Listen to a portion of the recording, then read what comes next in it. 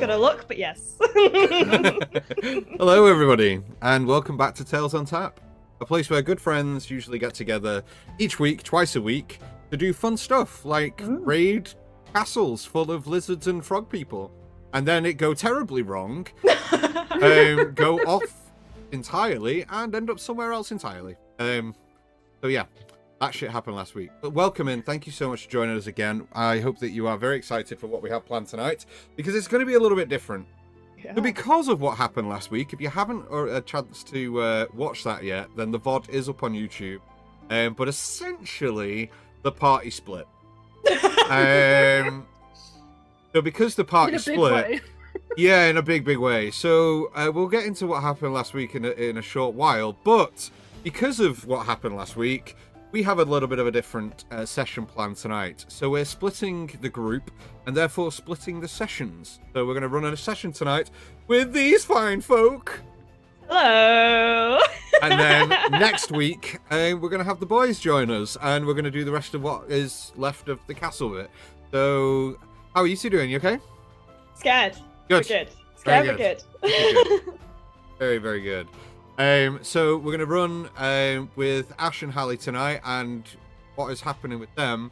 And then next week we're going to cut back to Big Jove and Michael and what is actually happening in Dead Men. So essentially how this plays out is both sessions run parallel in the timeline and we'll maybe meet up in a couple of weeks' time. It's going to be great. If all goes well. Yeah, exactly. But before we get into tonight's session, a few announcements. As always, our session sponsored by Valkyrie RPG. If you're in the market for some high-quality D&D gear, like dice trays, apparel, source books, all sorts of stuff that you can throw around absent-mindedly, like so, then by all means head over to valkyrie-rpg.co.uk and use Tales10 at checkout. That's TALS10, the number, to check out for 10% off store-wide purchases, apart from subscription packs, because they're heavily discounted already. And if you do want to catch up on any of our sessions, maybe a few weeks, and you want to know what the hell's happening, then head over to YouTube. We've got a load of content on over there. We've got all the one-shots that we've done over the last year. We've got loads of stuff on there, so head over there, subscribe, notification bell, all that. And then, yeah. Make sure you do that. All the other social links, check us out on TikTok, although we haven't uploaded much. We'll change. We will get on it. We will get on that. But yeah, make sure that you head over there and click follow and all that good stuff over there as well. We are also on Threads now. Don't even know whether like Yes. Graham's version of. Yes. We're on that. Correct. So yeah, we're No, doing Twitter's that. not Twitter anymore. It's No. X. It's everyone's X. Twitter changed its name to X. Anyway, moving on. It doesn't matter. Everyone's having a crisis in the social media world. We're just trying to keep up. Yeah, nobody gives a shit. It's only Instagram. So it's a fucking dead platform. Anyway, moving on. Moving on. If you haven't checked out, so we haven't uploaded it yet, but we did a last at RimQuest. You were on Thursday, but we did a last order session live for you guys where we discussed the campaign so far, ranging from when we got back from the Feywild all the way up to last session. Yeah. But we also did the giveaway for the MP builder where our good friend Ruth Ilana won the free art commission. Natalie, has she been in touch yet? She has, and she said the most perfect thing that I wanted her to say. So she won with her NPC, who is this little people think Kendall, she's a child, yeah. but she's not, and she's this chaos bomb, which was her nickname.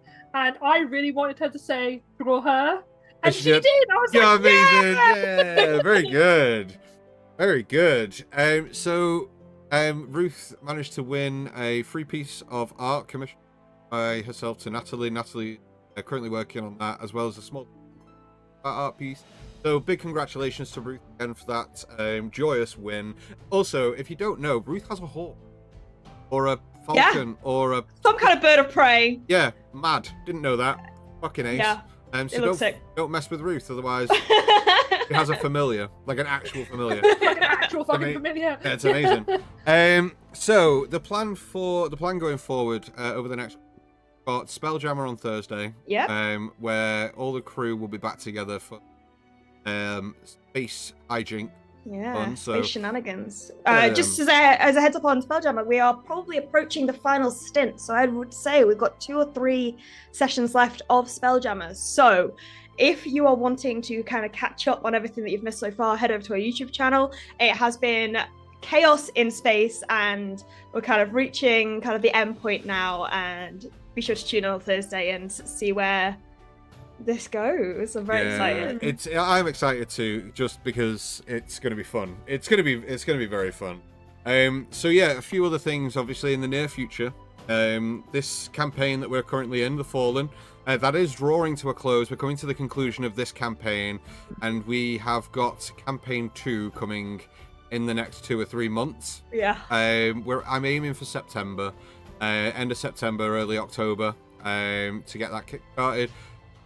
We shall see. We know what this group's like. It could be fucking January next year at this rate. We don't know. If they keep splitting the party and going off and doing their own things, it may well be. But we skipped ahead a little bit, so maybe not. Yeah, maybe. We'll see. But campaign 2 is on the horizon. It's a homebrew world, so we will be changing quite a bit of stuff here at Tales on Tap. We will be... yeah, there's lots on the horizon. We've got some new sponsors that we're excited to talk to you guys about nearer the time. We've got some really fun stuff happening on YouTube. We're going to be doing lots of content on there. And you get to join us from the start. You get to see us at level 1. Brand new adventure, brand new adventurers. It's going to be brilliant. So new characters for you guys to all fall in love with. It's going to be great. So yeah, there's that. So really I've given it around 5 minutes or so from the beginning, but I do want to have a little bit of a warning before we kick into tonight's session. So tonight's session, I do want to just have a little moment to say that there is things within tonight's session that may trigger some people. So here's a small trigger warning. There will be some heavy themes tonight, only for a short period. I'm going to try and make it as but there is trigger warnings of mild torturous activities. So please just be aware that it isn't us here at Tales on Tap. We don't hold these views. Do not wish these things upon people. It is purely in the guise of it is just fun. It is just role play, and no Ashes or Hallies were hurt in the process of making this video. So just for you guys at home, please be aware that there might be some graphic descriptions tonight, but it is all just in the sense of the adventure. A staple for our campaigns, but given the current climate and situation that these guys find themselves in, there will be some heavier topics that happen this evening. So just be aware that this may come up, and if so, just bear in mind that we have a mild trigger warning on tonight's episode. Before we get into tonight's session, then, is there any other announcements that we need to get through? There is. If you haven't subscribed already, there is a purple button. We don't ask anyone to subscribe to our channel to watch our content. We do just appreciate you guys here to share and bask in the adventures that we and the stories that we want to tell. But if you do want to subscribe, by all means hit that button down below. And if you are a little bit hard up, but you already pay for Amazon Prime, then you can get a free Twitch subscription each week, a month even. And if you want to go spend that elsewhere, by all means support small streamers. That's what the platform's here to do. But if you want to spend it with us, absolutely fine with us. You get some cool emotes that we've done. You get access to a load of fun stuff. By all means, hit that button. Ace, let's play some D&D. Let's play. So sit back, relax, get yourselves a drink as we jump into tonight's episode of Tales on Tap.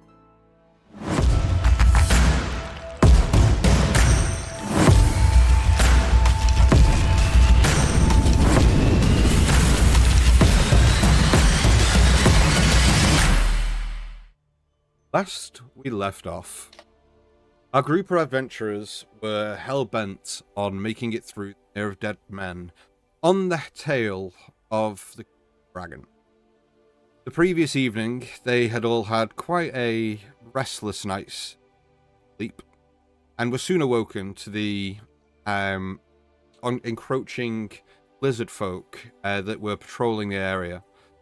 A battle ensued, and a few of the lizard folk managed to escape with Ash and Stig in hot pursuit, but they managed to escape. So where we picked up last session, the guys were on the canoes with a sense of direction that was purely and utterly like done via signposts by these like weird etchings in trees and stuff. So these guys started heading up the river towards what was whatever destination they could.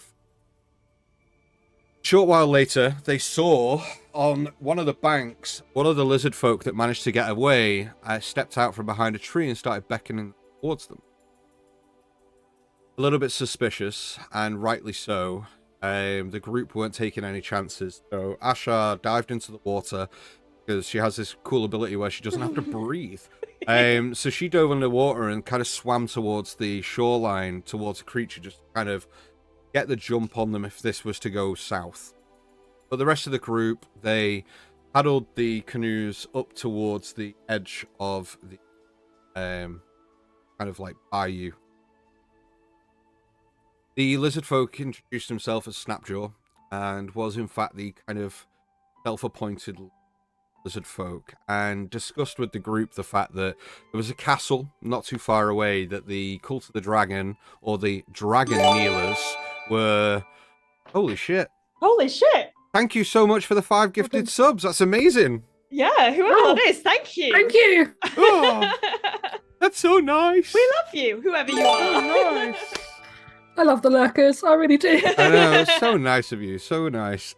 So these guys were brought up to speed on the fact that the Dragon Kneelers had, in fact, taken control of this castle within the swamp, and if they would help the individual, the lizard folk individual called Snapjaw, he would help them. So the group were a little bit suspicious and continued their questioning, and it turns out that the castle itself was full of bullywugs. Bullywugs are like frog-like humanoid creatures who kind of live in the swamp, but the swamp is the ancestral home of the lizard folk, so there was a little bit of a rivalry there. And Snapjaw agreed to take the group by canoe and take them the routes less traveled to kind of avoid any watch posts or ambushes that may have been set for any wandering travelers near. Reluctantly, the group agreed, but not without threat of death upon Snapjaw if he were to betray them. The group then traveled via canoe and headed off in the direction of the castle. Just before they arrived, though, Snapjaw kind of waved them off to one side, and they dragged the canoes up. And a plan was then put in place of how this was going to work. Were they going to go in, like, balls deep, attack, kill everything? Were they going to try and sneak into the castle as a group, using, you know, dust of disappearance that they'd bought previously? Or were they going to do something entirely reckless and... Which isn't... I wonder which one we went with. I mean, it's not a stretch to imagine that these guys would do something reckless, right? You guys would know these just as well as I do. So, a plan was put in place that Ashar was going to go in with a band of, or, you know, a few lizard folk, and go in under the disguise of being a prisoner that was wandering the mere. Hallie was going to wild shape into a spider, and they were both going to go in and try and be as undetected as possible in their approach, while the rest of them gathered the rest of the lizard folk, and upon Hallie and Ash's word, would then charge castle once Ash and Hallie had found the prisoners that had been marched from Waterdeep to the Mere before. So that was the plan, and it all went well until Ash and Hallie was Hash. yeah Hash. Ship name. Hash. Hashtag hash. Ash and Hallie were marched into the castle itself, and were hooded immediately. Put a kind of cloth bag upon their head, and at that point it was almost... They had no idea where they were being taken. They were taken every which way, left, right, downstairs, through a kind of cold, what appeared to be like cavernous area, until they eventually got to a point where Ash was kind of put on her, and then magically. In the meantime, the group outside, we're getting a little bit kind of stressed out, anxious. Why haven't they heard anything? And it then soon became clear that they wouldn't be able to find them because Jove is locate object, which is where he kind of summons this ethereal greyhound.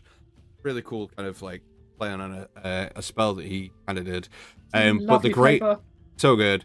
But the greyhound just sat down, which immediately indicated that there was they could not find them anywhere within 1,000 feet. So they panicked and just full charged all the lizard folk plus them into the castle. Breached the entrance to the castle, killed loads of bullywugs, and managed to just battle their way into the main courtyard. Which I hadn't planned for at all. I hadn't planned any of this, by the way. You managed it very well. Thank you. But they managed to like fight their way into the courtyard, and a big battle ensued, which was full of cultists, bullywugs, lizard folk were dying, bullywugs were dying, cultists were dying. None of the party died, which is a weird thing to happen in my combats these days. None of the party died. Pretty good.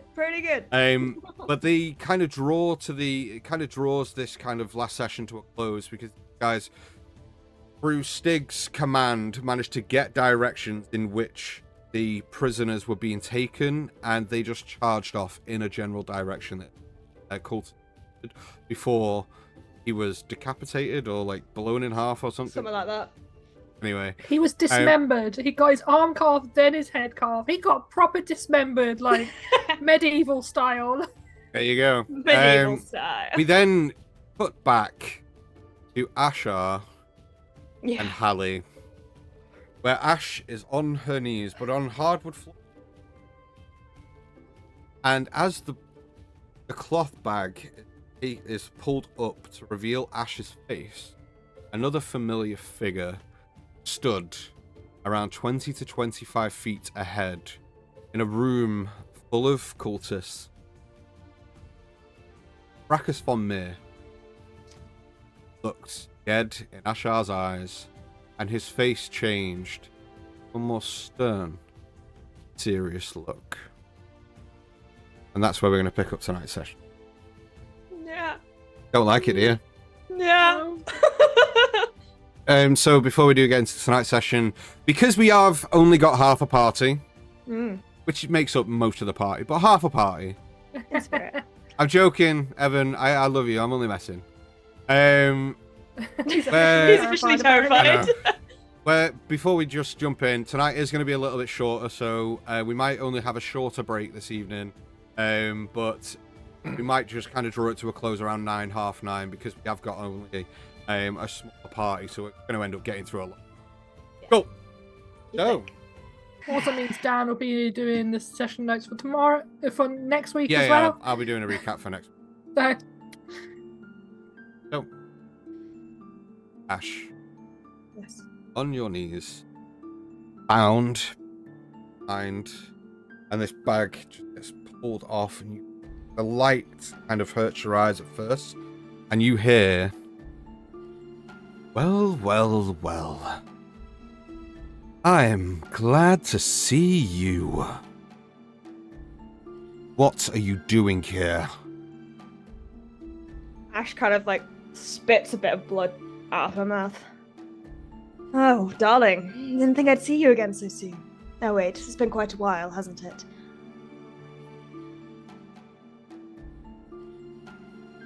Not long enough. Now Did again, you miss my face? what are you doing here? I was simply wandering the mere, trying to find people. Brachus. Roll me a deception check, please. Hallie is so confused. Natural 20 for 19! Yeah. Okay. For a 19. For 19. Okay. Somehow, I can't imagine someone like you would just be wandering around. But I get it. You don't want to tell me. You want to lie again. That's fine.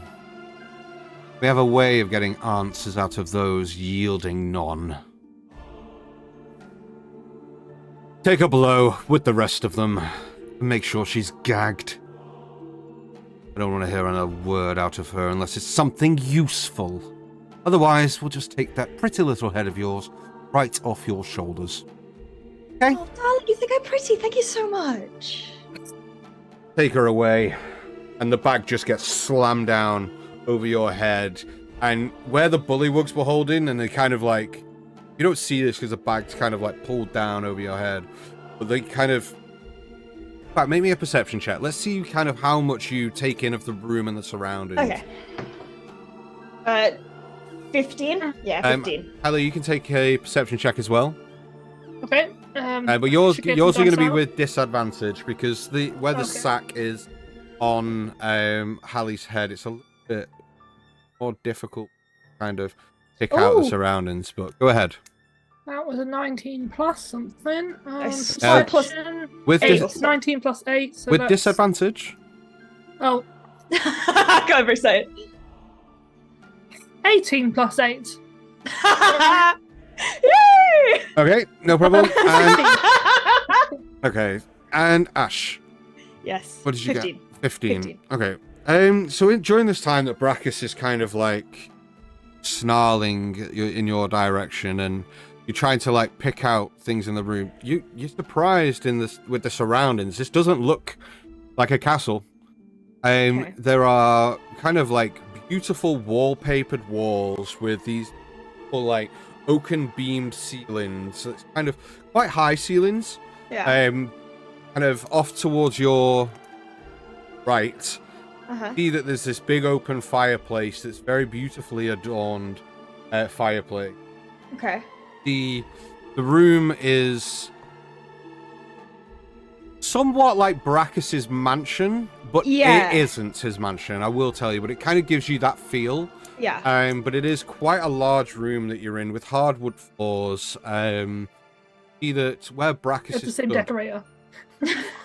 interior designer came in and went, I know exactly what's but you see that where Brachus is stood towards the end of the around 20 to 25 feet, you see that there is, next to him, there is two individuals kind of are no further away from his 5-10 feet, kind of like cross-armed and like looking at you sternly.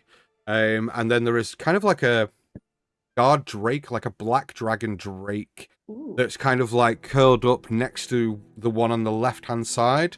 Just kind of curled up and like looks towards you and doesn't really snarl or anything, but just kind of like looks to. Okay. The two individuals either side, you see one is kind of like this dirty kind of faced human with kind of a really scruffy looking like double, kind of like mine, but but like kind of like really kind of dirty matted like longish hair. And the other individual on the other side is a little bit taller, around the 6 foot mark. You see that this individual is a female with kind of like dirty blonde hair, just kind of like ponytailed down the back. That's kind of just below shoulder length after it's all, tied up and everything. Yeah. And this individual looks kind of a little bit more fierce than the other one. Kind of has a face tattoo that kind of goes round from the top of the eye and down the cheek. Okay. And a little scar across the other eye. Both wearing cultist garbs, but hood down, but wearing no mask on either side. Okay. But they're not the only two individual garbs in place. There are around another 4 or 5 that are kind of like positioned around the room, kind of spears and weaponry and things like that. Okay. Ali, you see all the above as well. But with your perception check, you see that as the drake kind of like looks over, and it doesn't snarl as such, but its tongue kind of sticks out a little bit, and then it kind of like look up to lay next to. Right. Okay. So the bag gets kind of like dragged down, and you're kind of like, you hear footsteps on either side, heavier footsteps than the bullywugs would have, and you're just kind of like grabbed by whoever You don't know who it is. Neither of you can see. But you get grabbed and like manhandled to your feet and kind of spun and marched off in a general direction. Okay. I don't resist at all. I'm just kind of like, I think Ash was kind of she panicked a bit seeing Brackus and just assumed that he would know nothing about who she really is. As far as he's concerned, she's just a noble who broke into his house one day and beat him up a bit. But yeah, she's shaking a bit. Did he call you Ash? What? No, he hasn't. He hasn't. Okay. He hasn't said a name. Doesn't know. So you're kind of, as I say, grabbed and marched off, and you feel yourself kind of turn a couple of corners sharply and being roughed up a little bit. And as you kind of turn one, you're shoved into the wall and you just kind of like crack your shoulder off it. And then you kind of like go to march you down the stairs, and you kind of take a couple of steps, and as you kind of lose your balance a little bit, you get a shove from behind, and I'd like to make me a dexterity saving throw with disadvantage, please. And then I need you to make me a strength saving throw, Hallie, please. 18 with disadvantage. 18 with... Okay. Is mine with disadvantage or not? I mean, I've got 8 legs. Surely that's... No, you're going to be okay. It's a strength check, though, but... 10. Okay. So you feel the shove, and you kind of like lose your footing, but like you manage to like stop yourself from tumbling down the stairs. But the sudden jolt of you dropping a few steps, Hallie, you lose your grip on Ash's hair and drop out of the back and off her back down, and you kind of like land on the stairs as these individuals step over you and start marching Ash down these stairs. As soon as I hit the floor, I move to like the nearest like wall/floor joining, so not to be stepped on. Yeah, no problem. Okay, so do so, and you scurry off. Nobody spots you, because you're only a spider. I mean, but now that you kind of like drop off and you see them marching Ash down these steps, and you kind of like scurry off to the side, and then they kind of like push her and continue to walk off down the hallway. I need to make me a perception. I'm gonna try. Oh, okay, I'm going to try and follow if I can. Okay. Okay, So what's your movement? 22 for. 22? Oh, my movement is 20 foot walking, 20 foot climbing, so 20 feet. Okay, that's fine. I will be dashing if they are moving at, because I'm not taking any other action, so I will be You'll so be scurrying. Yeah. Okay. So because you are a spider, it's not like, unfortunately, each step is about a foot, but you're a spider, so it's quite a distance to jump. So you'd have to like run to the edge of a step, climb down it, and the rest of the stairs are a little bit longer to get down, even with dashing. Okay. But by the time you get to the bottom of the stairs, Ash is already kind of like halfway down this corridor, and you're kind of scurrying along. Trying to, again, stay in the shadows and the crevices, but keeping an eye on whoever's got Ash and following where they're going. Okay, make me a stealth check. Stealth check. That is stealth. It's 16 plus 4, so day 20. Nice. Okay, so you managed to keep to the shadows, and you kind of like. So what you see as you kind of like watch Ash and the surroundings that you're in, and watch Ash kind of get marched down this hallway, is that this is a very dimly, and if not dim lit, area. You've gone down a large flight of stairs into what is essentially the underground area of wherever you are. You see that it is quite, stone walls, stone floor, kind of low ceiling hallway with no natural light coming apart from the light that's shining from the doorway at the top stairs. And as you get to the bottom and you kind of like start chasing after Ash, they turn a corner sharply, and you start scurrying along, but these guys are moving at like pushing Ash, so they're not moving at pace, they're not sprinting with her, but they're moving with purpose, right? And as you kind of get to the corner and look round, They are already across this kind of like open space. There's another individual within this area, just kind of like in cultist garbs, just kind of like watching her go past, snarling at her, off towards the right hand side as you kind of like look round the corner. And the Ash is already across this room, and they are pushing her through a door. They follow through the door, and the door kind of slams shut, but you're kind of at the corner of. Okay, I'm gonna again try and make my way across the room to the door that's just closed. If I have to go around the edge of the room, if I feel that he has got eyes on me, I'll go around the edge of the room. If I don't feel that he's paying too much close to the floor, I'll just go straight across.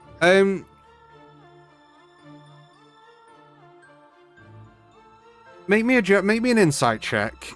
Okay. To try and gauge what this guy is kind of all about and like what he's doing at the moment and like that sort of thing. 13. This is a guard. You know that you instantly understand that this is a guard who's on duty, who's looking out for things. You kind of tot up in your head. It's up to you what you want to do, but he immediately, as soon as the door shuts, kind of walks across the room, puts a key in the door and locks it.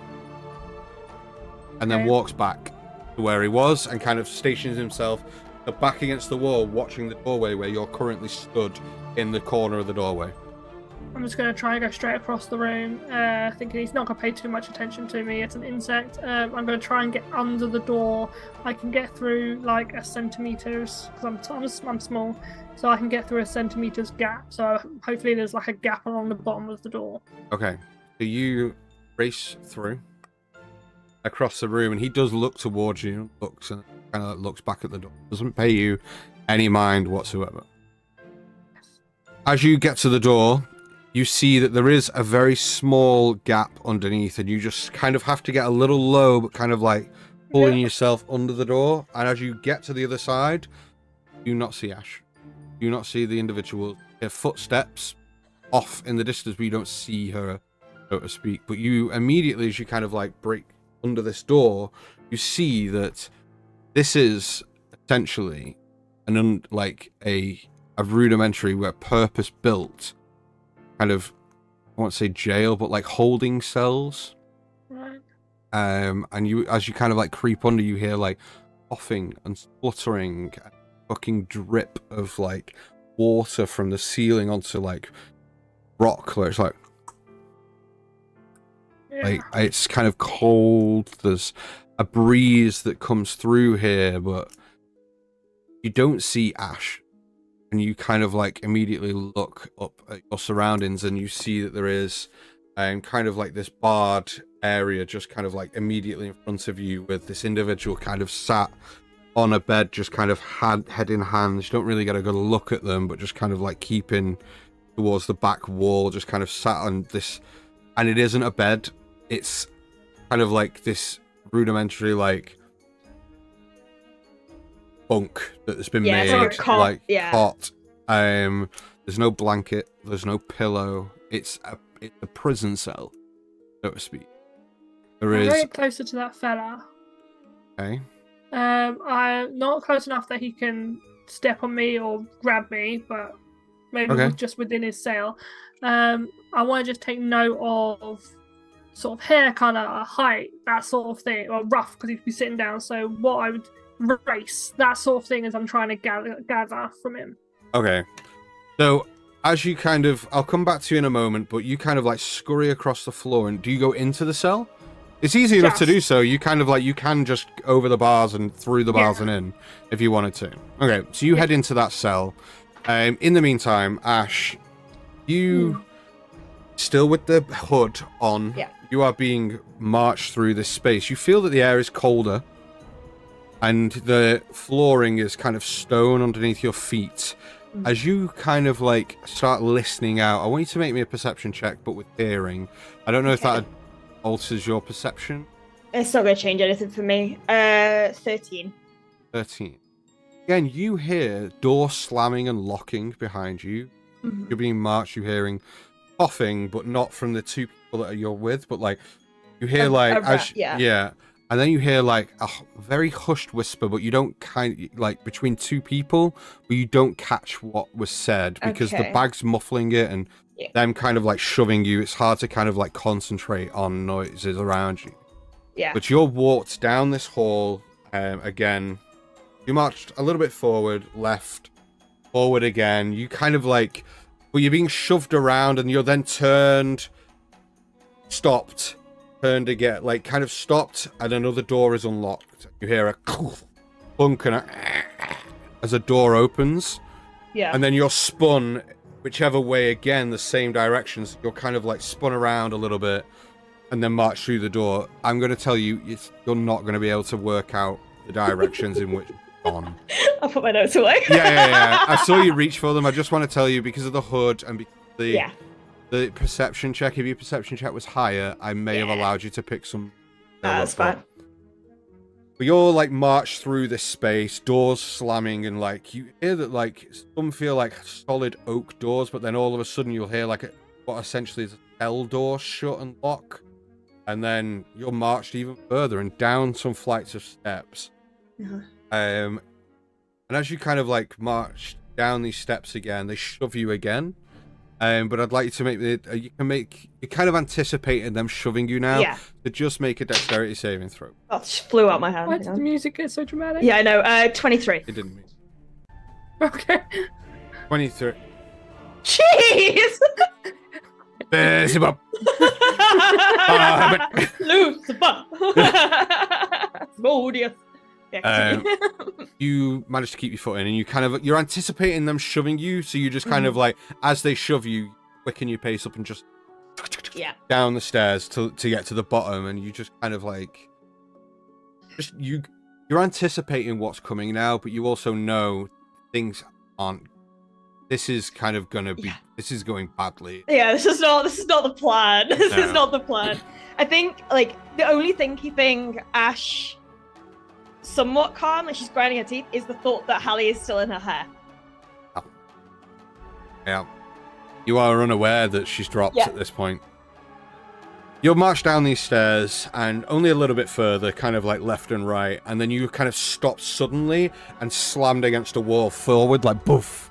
You feel yourself kind of like be pushed against, and like this like force behind you holding you against the wall as another door unlocks and opens just to the right hand side of you, and then you're grabbed, walked in, and turned immediately to your left, and like marched, and then kind of like held against the wall again. You hear the door slam behind you, but you're being held, so you know that there are people in here with you. Not used to being on this side of the vents, darling. Just ease off a bit. You hear nothing.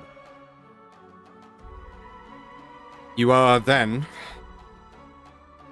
moved into a corner, and you hear the very distinct sound of iron kind of chained manacles and shackles being picked up. Your hood is not removed at this point, but you hear a couple of weapons unsheath and a sword placed on your throat. Move, and it'll be the last time you fucking can. Understand? Understood. You feel the dagger, you feel the blade on your throat, and another one placed on your chest where your heart is. As you feel, while these blades are on you, your hands get loose on one side, and they pull one hand out, lift it up above your head, and shackle it to the wall, and then followed by the next.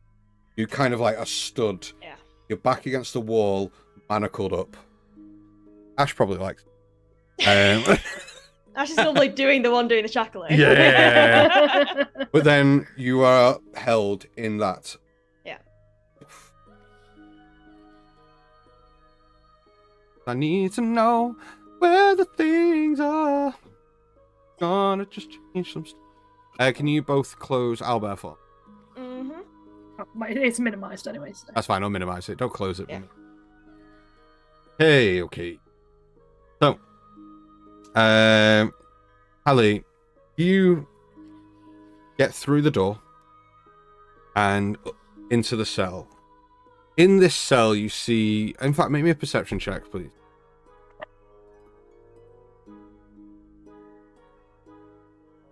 23. 23. You see that on this bench, or this cot in the back, you see that there is kind of a portly-looking dwarven fellow. Okay. Black in hair. Long, kind of like scraggly black and kind of flecks of grey beard. Just kind of sat with his head kind of in his hands, like this. His knees up on the cot and tucked towards his chest, as he's basically, in times of fight or flight, when people kind of like try to make themselves smaller in a situation to make it not be as big around them, kind of like you see him just kind of like shrunk in on himself. And he is distinctly dwarven, not a small human. Well, okay. you don't know who Phalanx is. No, he's but never all even been... I know is that he is a shorter human. Yeah. That might resemble Stig. Yeah. That is kind oh, of well, this kind of like, if you look at this individual, this dwarven fellow has the same color hair as Stig, same color of kind of beard, but is distinctly a dwarf. But you don't. But it's hard to tell because he's kind of like sat and where he's sat. Yeah. I'm not going to say anything. I'm going to leave and I'm going to go in a direction. If I pass any other cells, again, I'm going to do the rudimentary inspection of gender, race, height. But if I don't see any of those, I'm going to make my way to where I heard the steps disappearing. Okay. Even though I didn't hear, it's easy. Yeah, so it's easy enough to kind of... So as you've kind of come through the door, there's a cell immediately to your... 2 cells immediately to your right, but you saw this individual to the front. That's where you... Right. So you haven't looked in the other 2, because maybe I didn't describe them. If you'd like to, I can tell you. Again, I'd probably... If I'm passing any cells, I'll have, again, just a quick who's in there, gender, race. Okay, so as you come through the door, immediately the first cell on the right-hand side, you... kind of doesn't look like there's anyone in until you go to walk away, and tucked in the corner, like back on yourself a little bit as you poke your head through the bars, you see that there is this female, brown hair, kind of really kind of like common clothes, but looks frail, looks thin, like jaunt, like, and is sat in a corner, kind of like away from the bars, just kind of possible. The next cell, then the cell in front is where the dwarven fellow is, and then you kind of have to turn right, left and left again, back on yourself. And as you kind of like walk down that hall a little bit, still keeping stealthed to the shadows, to the corner of the wall and where the wall and the floor are, or just if there's no one walking about, if there's no like guards in between these gates, I probably wouldn't be. Okay. So if I see anyone in the hallway, I will dart to the side. Okay, so as you kind of like turn right and right again into that first hall, you see that there is somebody stood like with the back against the wall, so you beeline it to the side. Doesn't pay you any mind. I feel like this polymorph choice was, or this wild shape choice was very, very good. It was wild shape, polymorph. Wild shape. Apologies. And you dart to the side and then turn left. And as you kind of like turn left, the steps going down, and kind of see that there is a row of cells with a gap in between them around 15 feet ahead, kind of a right turn, but then these cells continue on. So as you go down the steps, you look to the one immediately to the right, and there is a small kind of halfling female in there, long brown hair, kind of like common clothes again, but green and browns instead of the cream and brownish tan color that the other individual's wearing. Very long flowing brown hair for a halfling. Kind of, you would imagine on a normal person it would go down just like to the middle of the back. This is like right down to like the crevice of the back, almost to where a halfling's bum is. Really long flowing brown hair, and this individual is literally pacing the cell back and forth, kind of pacing, touching the wall, turning around, pacing, and is mumbling to them. Okay. Do I hear what they're mumbling? Make me a perception check and we'll find out. one's not great. That one's an 11. 11. Hard to make out. You hear the odd word. The odd word being, shouldn't. A few words. But why? Right. What if? 37. Strawberries. Broke the cat. Like, it is legitimately, you kind of like, oh, what do they say? But then you kind of go, oh, okay, this is like mad rambling. Like, Right. this is a broken individual who has just lost it. Okay. You continue on, and the next cell along is empty, but then you get to a kind of a junction where you can turn right, go straight on.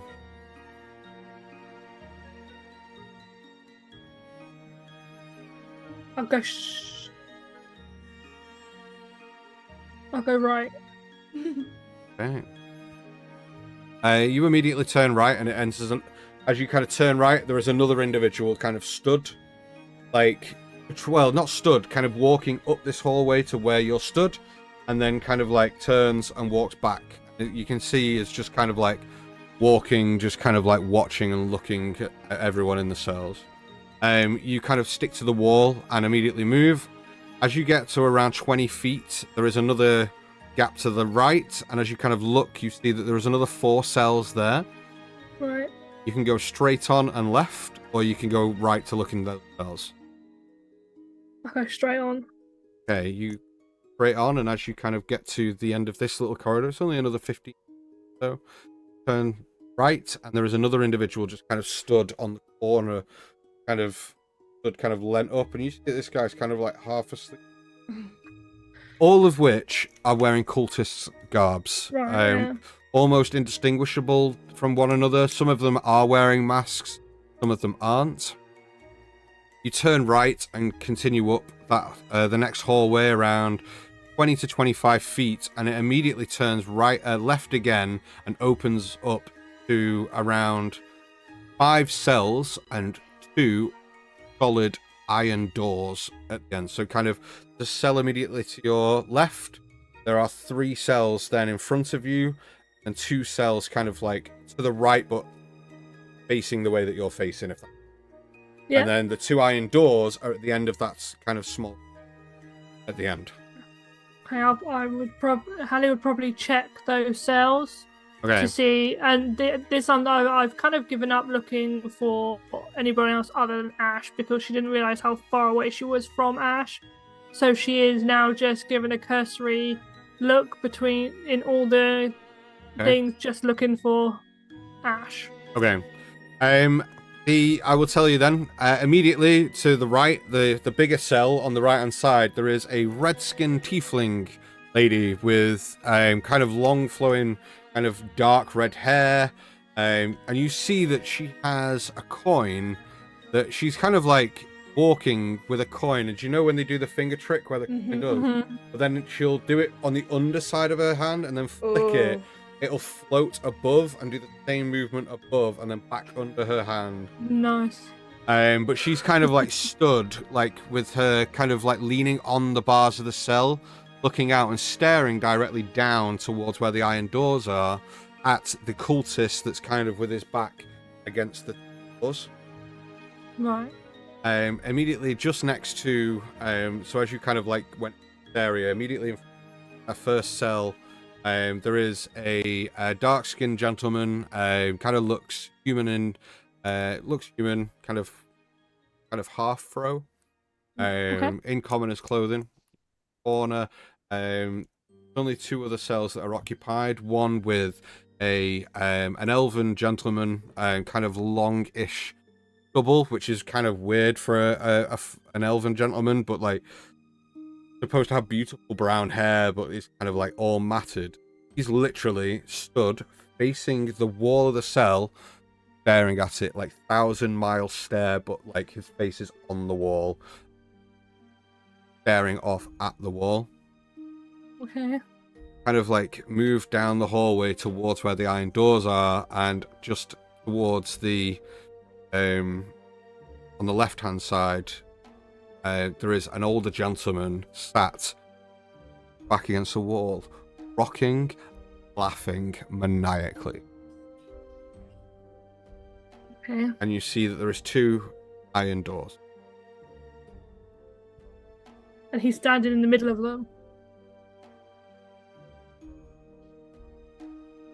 I'll try and get under the one to the left. Go towards the iron doors. Go to look under. There is a small gap. As you get to the precipice of the door, you feel as you are fired back 20 feet. And you take... Oh no! I don't Shit. know. Hit points do I have as a spider? Like Hold 1. on. 1 hit point. So if I take any damage, I revert back to Hallie Hallie. form. Well, you are going to take damage. Okay. Because so... there is a magical field on this door as you are... Poof, and you feel this pressure crash into you, and you're flung 20 feet back, and your form shifts like... Yeah. As you fly back, and you hit the floor after 15 feet and skid back another 5 feet on your back. You take... Oh! You take 17 points of force damage. So 1 point as the spider, but then does the 16 as Hallie. 16 as Hallie. Carries over. Carries over. As you fly onto your back, I need you to make me Constitution saving throw.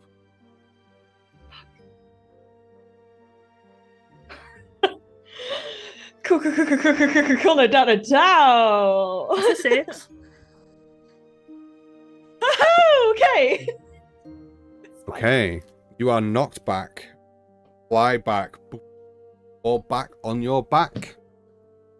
And you feel your body start to get extremely cold as your joints, where your elbows and your knees and your hips and your shoulders are and your neck kind of go as this kind of, it doesn't hurt, but this icicle kind of form cracks onto your joints as you are frozen stiff in place on your back. Fuck. Okay. Can I move at all? Nope. Okay. You see that the individual kind of like wide-eyed at the door and almost in slow motion grabs for a sword and starts racing towards you with the sword and holds it up to Ash. Yeah. As you Mm-hmm. feel yourself held in... Yeah. You're left there for a few minutes. Like it feels as though I'm alone. It feels like you're alone, yes, but the bag is still over your head. Hallie? You there? Get no response. Tickle my neck if you're there. And how loud are you being? I'm like whispering. You're whispering it. Okay, make me a stealth check, please. Yeah, 23. Yeah, fine. You don't feel a tickle. You don't feel a pull on your hair. You don't even hear a response. And so I've got my... Am I stood or am I sat with... You are stood, but I'm stood. where you've been placed, you're stood and you feel when you were manacled up, it pulled the chains so tight that you're on your tiptoes, kind of like that half point where like put yourself down for being stretched. You kind of like forced to be on your tiptoes. Okay. Fuck. Okay. You hear kind of hushed whisper. Make me a perception check, please. You've still got the bag on, so it'll be disadvantage. That's annoying. It was 18 and then a 5, so 8. 8. You don't pick up anything, but you do know and you feel that there is a presence, or at least a couple of individuals in the room with you. In the room. Okay. In which case, Ash isn't struggling. She's just kind of... At the moment, she's trying to almost focus on her key and is just trying to collect herself and is trying to almost see the room around her without seeing it. It's just trying to visualize the space she's in and just channeling the key and just focusing on that, because if she hasn't felt any like tickling from Hallie as a spider in her hair, she's like, okay, can't freak out, I'm alone, this is fine, focus on my key, focus on the room I'm in and the situation. Okay. Yeah.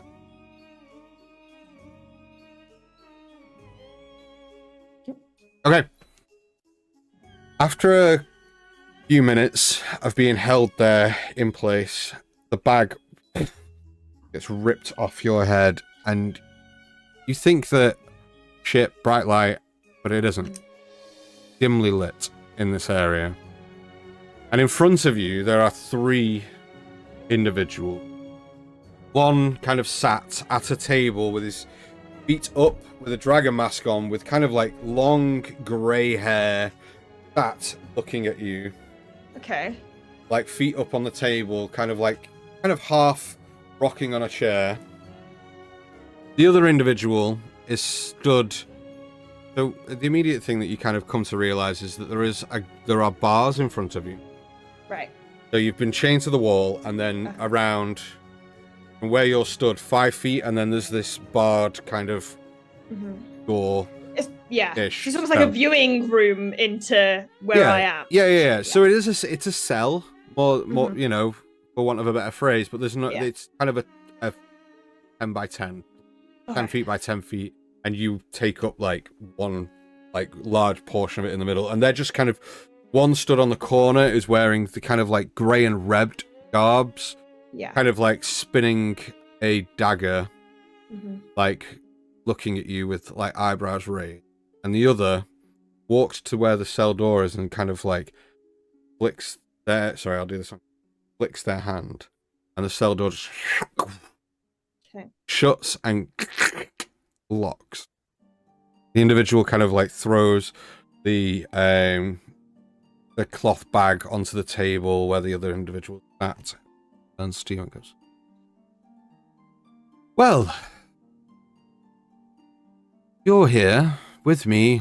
It means things haven't gone well for you. Now, often when people are in my presence, things don't go well for quite some time. But that is entirely on you. What happens in the next however long, what happens to you, and how long you're here is all dependent on, well, how nice you are to me. See, I don't have many friends. And I do have friends, and I miss my friends. But it's hard to make friends in a place like this. Sure, you can appreciate. But you look like somebody I could be friends with. Would you like that? I'd like to be... Ash says nothing. That wasn't the answer I was hoping for. You see, we could be best friends. And being my friends comes with all sorts of benefit. Like not dying and getting preferential treatment on gruel time. See, I treat my friends as well as I could possibly treat. Those that aren't my friends, well, they don't get treated as well. But really, it's up to you. What do you say? Can we be friends, my dear?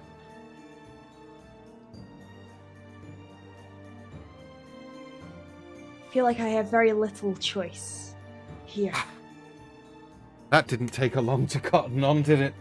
No, you don't. You're absolutely right. Now, I'm going to ask you some very important questions. Depending on the answers you give, well, maybe if for some either well, they're not going to do much for you. See, I have a very important job here, and I do my job very well. See, everyone comes in here and has the same can-do attitude, and I won't let them break me. Let me tell you, all do. Just a matter of time. I've got all the time. Do you?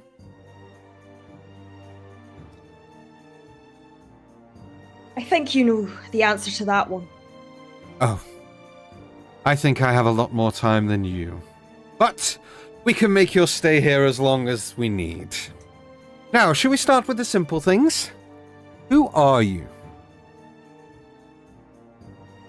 I'm no one. I'm Ash. Ash. Very good. Why are you here, Ash? I don't want to. I don't even know where here is. Not the answer we were looking for, I'm afraid. I told you. Very nice to those that don't cooperate. Why? I'm telling you the truth. I do not know where I am right now. Avoidance is not the answer. Make me a wisdom saving throw, please. Natural 20, 23. What? Feel like, kind of like puts her hand towards you and feel like presence in your head. Kind of goes, resisting. Good. I like those that resist. This is much more fun. Don't worry. Won't resist for long. I have a lot more tricks up my sleeve than that. I'll ask you again. We can do this the easy way, Ash. I'm good with the easy way. I don't want this to go wrong. Want to walk out of here alive, don't you? Eventually? Ideally. And it's probably best that you have... Oh, get the program here. Oh, chained up, in a cell, surrounded by people that want to hurt you. Just trying to do the right thing by you, give you a bit of friendly advice, answer the questions. You might not die. We good? We understand? Good. Let's try this again. Why are you here? I'm searching for information. I want to know more about what you guys are up to. That I do believe. Weirdly. Why would you be wanting information on who sent you? Nobody sent me. You came alone? Aye. Make me a deception check. 11. 11. Sorry, Ash. A little old thing like you, all alone in the big bad mirror. Being marched in as a prisoner. I don't know that for a second. Who are you with? I mean, I'm always with my Lord and Savior, the Stormlord. Make me a wisdom saving throw with disadvantage. Okay. Oh, fuck! It was a 19 and it was a 2. So 5. Then, I just need to make sure that I'm doing this right.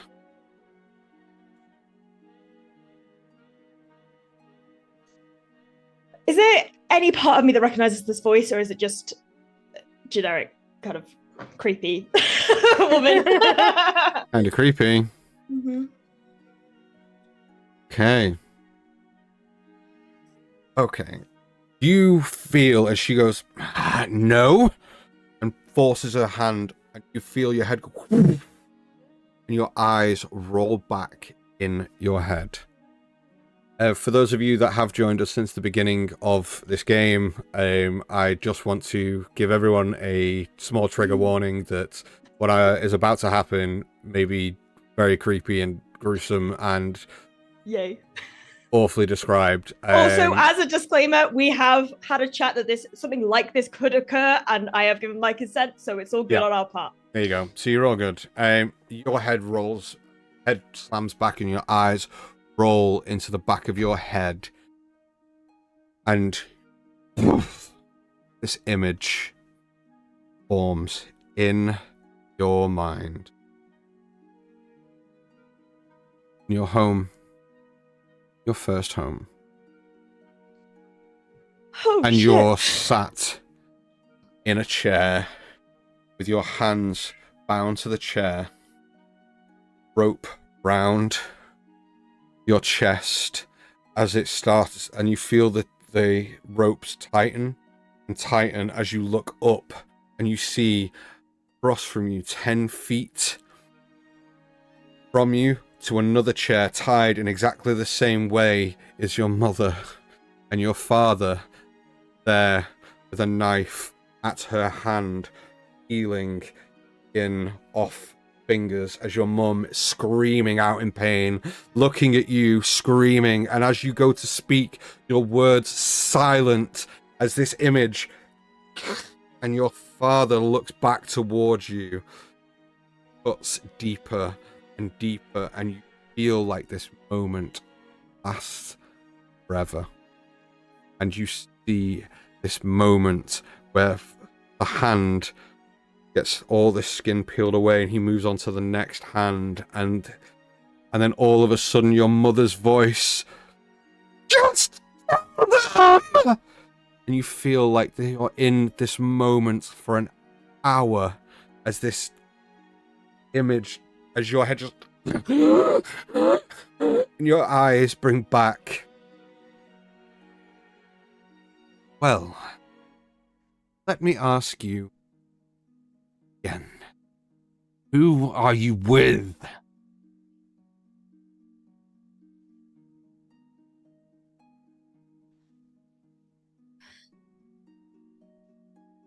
I haven't seen them in a long time. You're gonna have to do them more than that. Oh, Ash, I don't want it to be this way. Just tell me what I want to know. This will go a lot smoother for you.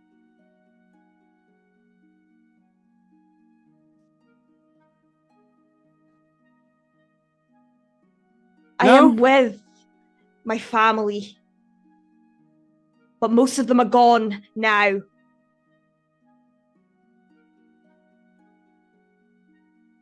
I mean, that's accurate. It doesn't matter either way. No. 16. 16. Family. Okay. Very well. And what were their names?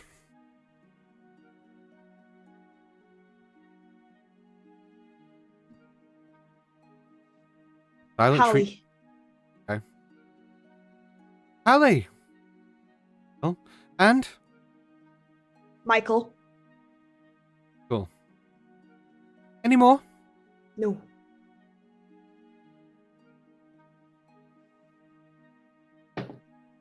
I'm 14. God, I'm so not good at charisma. This is stupid.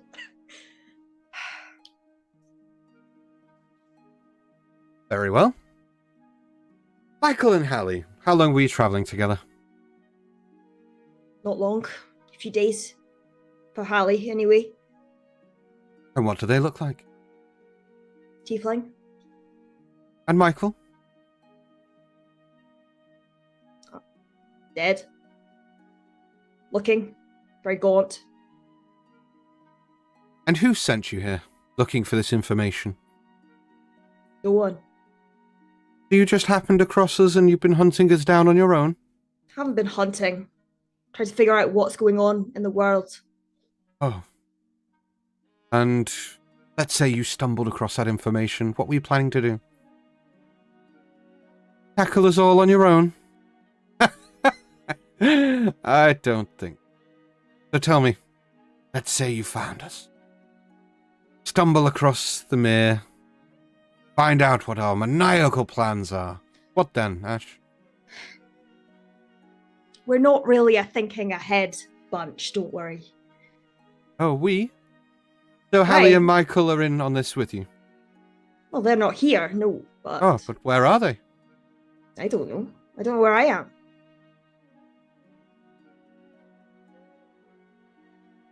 So did you not come here together? If I remember rightly, you said you were on your own. Aye. You lied to me.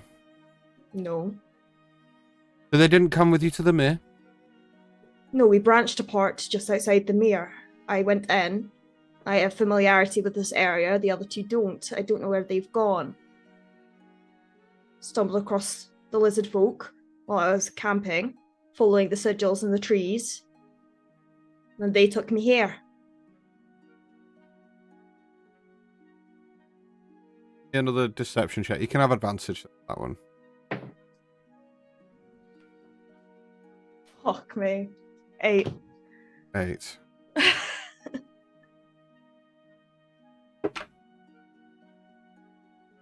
Something isn't quite adding up to me, Ash, and I'm getting rather frustrated now.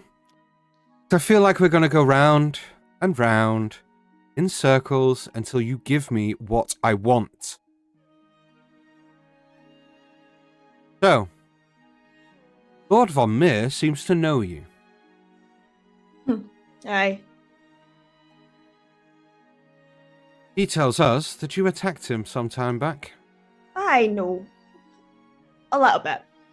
It was a long time ago. Enough. That was more of a scuffle over trade papers. Don't worry. Was it now? It was, aye. Well, you made sure to get me to tell you that goes around, comes around. And she flicks her hand up again. There was some save with a disadvantage again. Okay. Again, 9. 9. It's an 18 and a 6. Your head lies back and your eyes roll back in your head as you feel yourself struggle for breath as you kind of like this image comes into your head and you're in another very familiar place. Grandfather tree. Hi for it. Okay. And as you kind of like look around and you kind of like go to move and step, your feet are stuck to the ground. As you look up and you see faceless individuals wearing the same clothing of Jove, Michael, Hallie, Clovis, Quinn, Phalanx, Tiri, Vincis, faceless, having no faces whatsoever. It is just a plain face, all stood at the tree as you see the image of forgot her name. I forgot her name. Is it Tara? Tara, thank you. You see the image of Tara with a hammer in her hand, grabbing the hands of these individuals with giant nails into the grandfather tree as these guys are being nailed to it. And you go to shout out towards Tara and you cannot get any words out.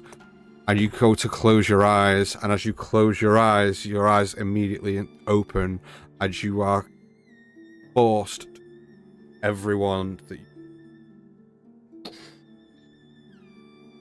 nailed. As Tara finishes the last nail, which goes through Feather's arm, bang. She walks over with a smile and grabs your hand as you feel yourself being able to move, but not of your own free will. Just feel yourself move, being led by hand by Tara towards the tree, and a hammer being placed in your hand. And as you look up, there is yourself in front of you.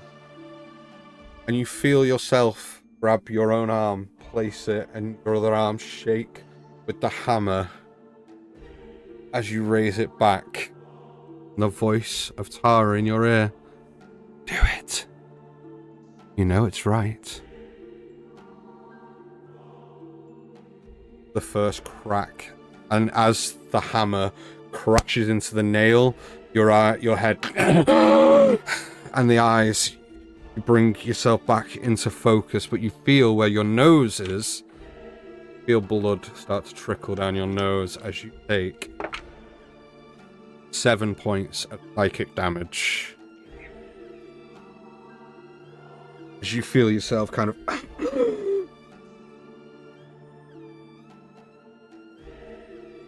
Now then, why are you really here? Because the gods aren't happy with you. Really? The gods. Tell me, what do the gods think about what's happening to you now? Are they sad? Do they cry for poor little Ash? No. Because nobody's here for you. Nobody's coming for you. Stupid girl. What did you hope to gain from this? Coming here under false pretenses? Trying to gather information? What was the plan, Ash? Tell me and I'll make this stop.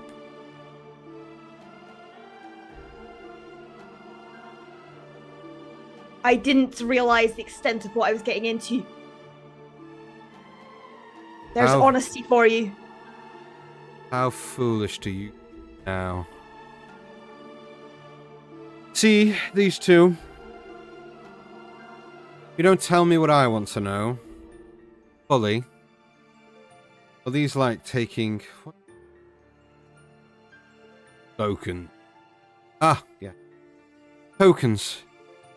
They don't care where they take them from, whether it's an eye, a finger, a toe.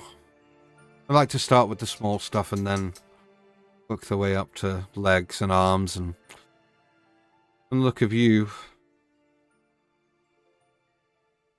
I reckon it'll take him a couple of tokens before you crack completely. Now, I'm going to give you one more chance, Ash, before I leave you in those sorts of places for much, much longer. What was the last one? Couple of days? Couple of days for us. A month for you.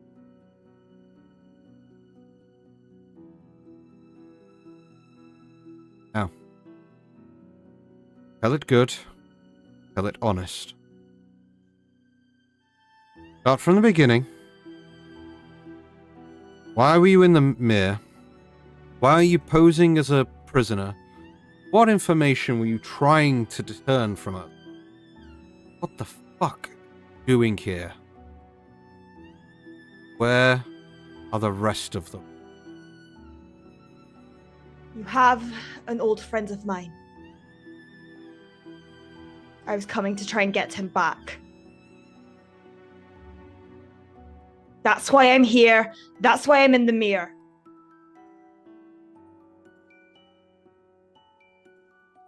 So it was honor. Honor and friendship after all. How quaint. Well, the thing is, Ash, I also lie, and I'm very good at it. As she throws her hand back up towards your head. Make me another wisdom save with disadvantage. 16. You feel your head crash back and images start to flash, but you force yourself not to view them. Force your head out of them. Oh. Not a fan. Very well. You stick to the old-fashioned methods. Where do you want to start? The fingers? Toes? Tell you what. I'll let you choose. As the other individual kind of goes, thought you wouldn't ask. He flicks the dagger up towards his hand and walks towards the door of the cell as she... cell door opens, swings open. And this individual kind of looks at you with a smirk and starts walking towards you And just as he pulls the knife up towards your hand, he stops and turns back, and so does the female individual in the room as well, as they look towards the wall and at each other. Now, go! Kind of like turns, walks out the cell as she slams the cell door shut, as the two gentlemen, the one that was swinging on the chair, sits back up and bolts for the door, leaving just you and the female individual. Just kind of looks at you and goes, I haven't finished with you.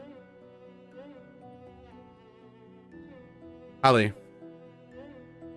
you, frozen on the floor, look up as this individual with the sword comes down towards you, and as he plunges the dagger towards, you see it stop an inch from your throat. Ah! Go to God! As the other individual towards the end of the corridor kind of rushes around the corner, spots you, and immediately rushes to one of the cells, opens, swings a door open and grabs you, drags you into the cell and slams you, your back into the cell, slams it shut and locks the door as you feel the spell just kind of dissipate as your body becomes... That's where we're going to take a quick break. So, we're going to take a 10-minute break. Don't go anywhere, people at home. Wild shit is about to go down. Go get yourselves a drink. Go get yourselves a toilet break. We're going to be back in about 10-15 minutes or so. Probably just after past. We'll be back very shortly.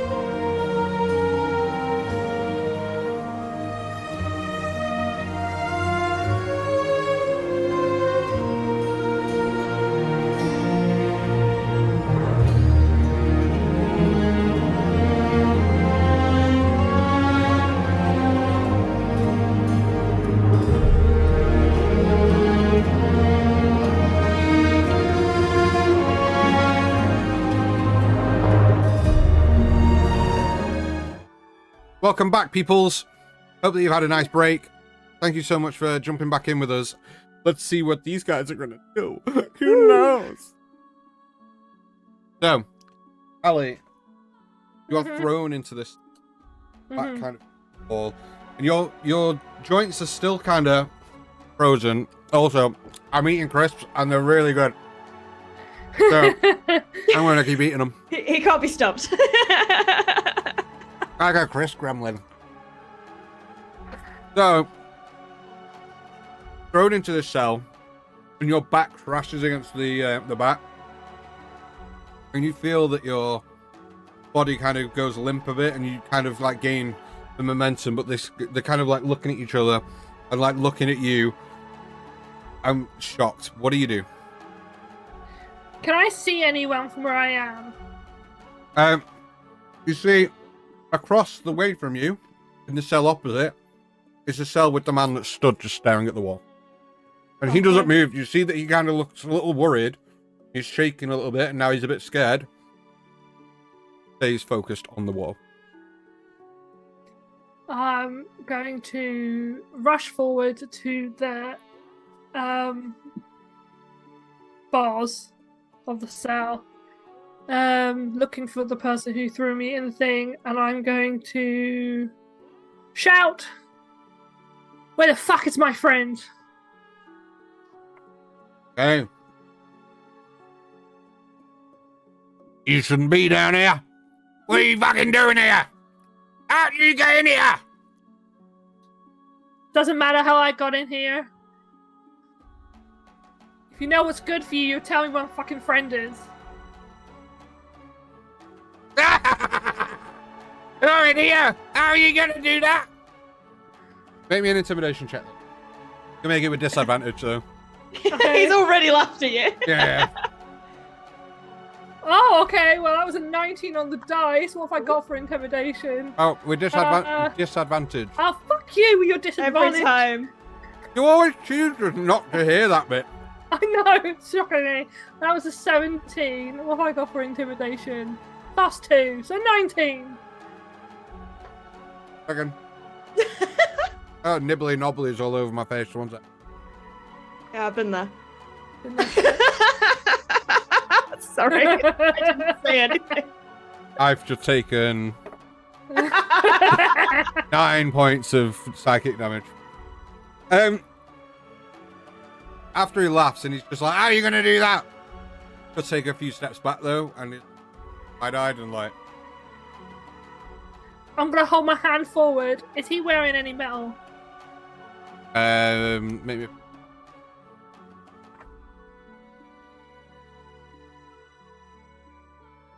$30-20. You see, he has a metal belt buckle. Most of his clothing isn't metal though. He isn't wearing armor or anything. He has a metal belt buckle. His sword's metal. He has a bracelet on. Fine, fuck it. I'm gonna cast heat metal on the. I was gonna say the bracelet. No, on the belt buckle. Okay. At 3rd level.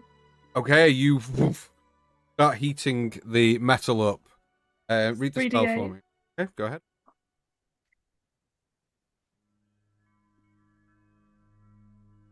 You won't like a DM when they're hungry. I am hungry, man. Amy, who is my wife to be, gone out with a friend for drinks, and I have no dinner yet. So yeah, I'm really hungry. So with crisps. He's left me 17 all points alone. of fire damage. 17. Okay, you start heating metal. How close to the edge of the cell are you? Well, I'm at the the bars. Okay. As soon as your arm out of the bar or in the bar, are you kind of like reaching out towards him to cast this spell? Or are you still within the I'm cell? kind of like I'm holding the bar and I'm holding my hand but it's at the bars. So it's I'm just doing it to kind of focus myself. I don't really have to do it, but Okay. I'm not protruding it through the bars. I'm not. No, protrude in it. Okay, 1 second. Love that comment. This is typical of our party. Can't get what we want. Get their clothes off. I know. So that guy's there. Okay, so he takes 17 points of fire damage. Fire, yeah. Trying to make sure I've written the right one. Okay, and as you do so, you feel as this individual cracks your knuckles on the bar. Yeah. Do I need to make a concentration check then? You will in a second, yeah. So you take 8 points of bludgeoning damage as your knuckles are wrapped. You're holding the bar, and he's just gone poof. It's like crushed your fingers against the bar. I don't know if you've ever had anything like that happen to you, but fucking like hand in a door. Awful. Okay, I'll make a concentration check. Mm-hmm. That's a 14. 14. Okay, so you managed to keep concentration, but this individual has managed to get the belt off by now. And they kind of like look at you, and the other one walks towards you with the sword through the bars to get you away from the bars. I'll back up. Okay. Don't do that again. Cast any more spells? In fact, no. Go fetch her. This one turns around and just starts racing off down the corridors, leaving one in front of you, looking at you fiercely. I will stand on the back wall, just glaring at this. I'm trying to look intimidating, like I'm not scared, but I'm fucking shitting myself. But I am doing my best to stare him down. Okay. Anything else you want to do during this time? No. No. Okay. So you stand waiting, and a moment or two later, an individual kind of walks around. Before, as I'm staring there, can I reach into the bag? Sure. Oh no, it wasn't a potion, was it? No, okay. Do I know how the dust works? Yeah, it makes you harder to see for a short period of time. But not invisible. I don't believe it does. I'm not sure. I don't know. No, I won't do that then. Right. Also, you don't have that. Michael has the dust, doesn't he? Michael gave us. Steve gave us 2. Steve gave us 2. Okay, so it makes you invisible. Yeah, so when you use an action to throw the dust into the air, you and each creature and object within 10 feet of you become invisible for 2d4 minutes. Okay, roll me 2d4. Are you using it? If you're using it. If you're not using it, then don't. To be fair, if it's going to make me invisible, I will wait. I will have it in my hand, so I'm going to reach into the bag and call it. Not a bad word. And my aim is, once the door is opened, I'm going to throw the dust and trying to escape it. Escape. Okay. Okay, so you hold there with your hand in the bag. Yes. Okay. A couple of, I mean, it doesn't take long. I'm talking like a minute or two, if that. Another individual comes rushing around the corner, looks at the other one, and goes, "That one in there, casting spells, burnt me cock." And the other individual turns and looks at the spell and goes, "That won't." Fine. And slaps their hand on the cell. Goes, a moment or two later with their eyes closed, and goes, "There you go. That should put a stop to that." What are you doing here?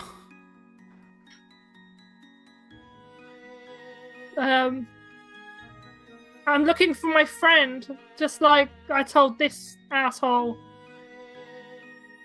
Got lots of friends down here. Stay a while. You might make some new ones. They both just kind of like walk off away from the cell. Letting go of the dust in my bag. I'm just going to I'm just going to throw like a little produce flame at the thing. I'm just testing my theory that spells can't protrude from the gate anymore. You go to cast Produce Flame, and you cannot cast it. Oh, okay. So it's not just a barrier; it's the whole thing. Yep. Okay. So You've been anti-magic coned. I tried to sit down, saying "fuck" to myself. Okay. Anything else from you at this time? As a last-ditch attempt, I'm going to, knowing the stone has been placed in the bag, it's probably not going to work. But I do clutch the stone, and I'm going to say, I don't know where the fuck you are, but we really need your help right now. Not that I know where the fuck I am. Please respond. I need some advice. Nothing. Anything within this area Yeah. magical is now dull. Cannot be used. Cannot cast spells, cannot use magic items. I don't even think magical abilities work, so I don't think you're going to even be able to wild shape. Right. Right, I'll come get you, I guess. It's an ability, so... Yeah, it's a magic ability. It's magic, isn't it? Oh, okay. And it's an anti-magic cone. Did they all walk away from the gate? Yes. Okay. I am going to put my hand in the bag, and I'm going to think about, like, the lock-picking tools. Okay. I don't know if they're in the bag, but I'm hoping they are. So my lockpicking tools are part of a cuff that I wear. It's like a bracelet that Phalanx made me. So it's probably Take it off. still on me. Ah. It's literally just a simple bracelet. I don't have any others. Then we don't have a lock-picking, so nothing comes to my hand. Well, okay. Hope Sorry. she's doing better than I am. Oh yeah, I'm doing great. We're psychologically tortured over here. Don't even worry about it, bestie. Don't even worry. Okay. Well, cutting back to you, Ash. Yes. I think Amy's just... Ah! Mom! I know. Oh. Amy reacts really badly when I shake my tail like that and get all excited at her. Like, Moving on, a I am different reaction entirely. tortured. So as we cut back to you, Ash, and you're kind of like, you feel your head kind of think again of your eyesight come back as this hand up and smirking face behind the bars going, he could have been really good friends, Ash. The friends wanted to ruin it all. What a shame. So my view. So I've got the cell kind of bars in front of me. They are closed. Yes. And then there's the other part of the room where she is. Yeah. And is the door to that closed? Yes. Currently, yes. After they left. Yeah. Okay, so Ash kind of having her head sagged, just like,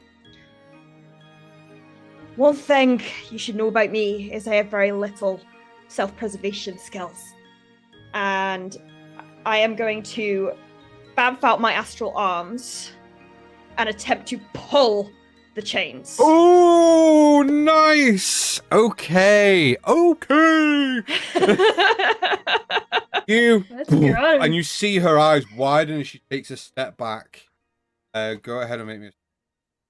I can use wisdom because I got my arms. Woo! Okay. Wait, what wisdom thing do I use? Hang on. You can use your wisdom modifier in place of your strength modifier. Okay. So that is going to be a dirty 20. Dirty 20. You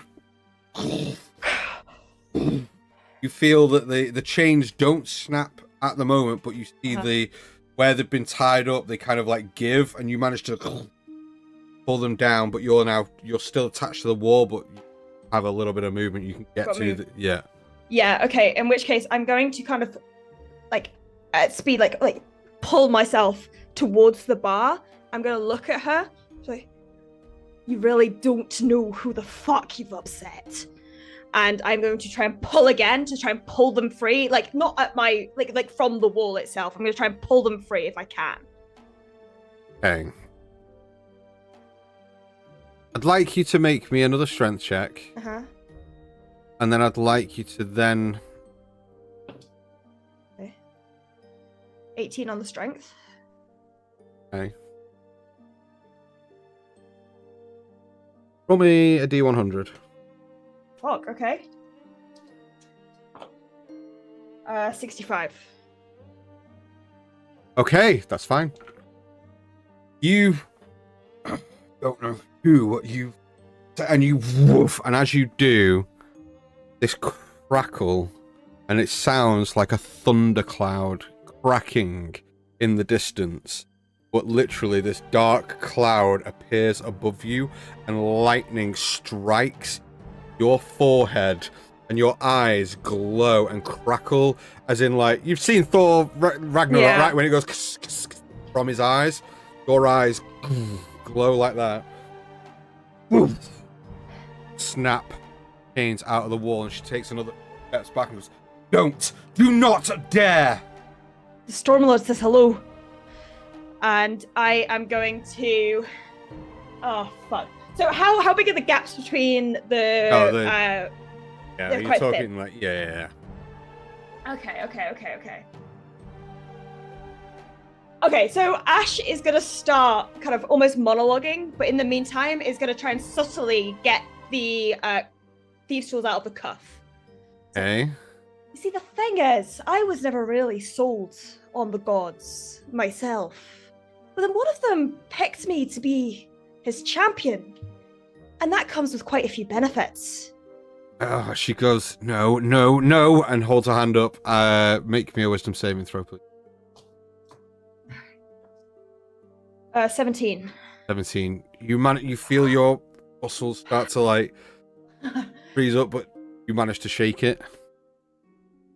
Get used to that trick now. And while I'm kind of talking, I want to be picking the lock on one of my wrists. Okay, go ahead and make me a lock picking. The thieves' tools. Thieves' tools check. Thank you. Lock picking check. Dirty 20. Dirty 20. You Ooh. and you unlock one of them, and the manacle just drops to the floor, and you'll still have one though chained. She just goes, Ash. I roll it up as almost like a whip in my other hand, like I'm coiling the chain around me. Ash, warning you, not for your sake, not try it. How far away am I from her right now?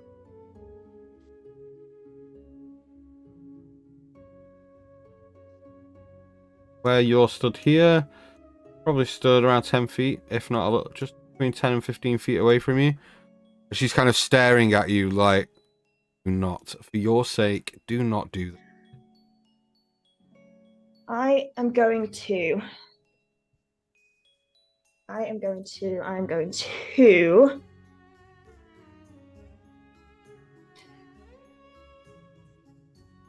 Yep, I'm doing it. I don't care. I'm casting Thunderwave. Okay, go ahead and tell me what that does. Okay, so a wave of thunderous force sweeps out from you, each creature a 50-foot cube, so her con save. Okay. DC, it's only 13. Or takes... Not bad. 10 points of thunder damage, and is pushed 10 feet away, but if they succeed, it's half as much damage and isn't pushed. Okay, so she takes 10 points of damage she failed to save, and she goes, fires back 10 feet, and just kind of like catches herself before she falls, and she goes, kind of stands up, dusts herself off a bit, and goes, very well, don't say I didn't warn you, and takes a step forward, flicks her hand, the door opens, and she steps through it, and That's a bit the fucking door rude. slams.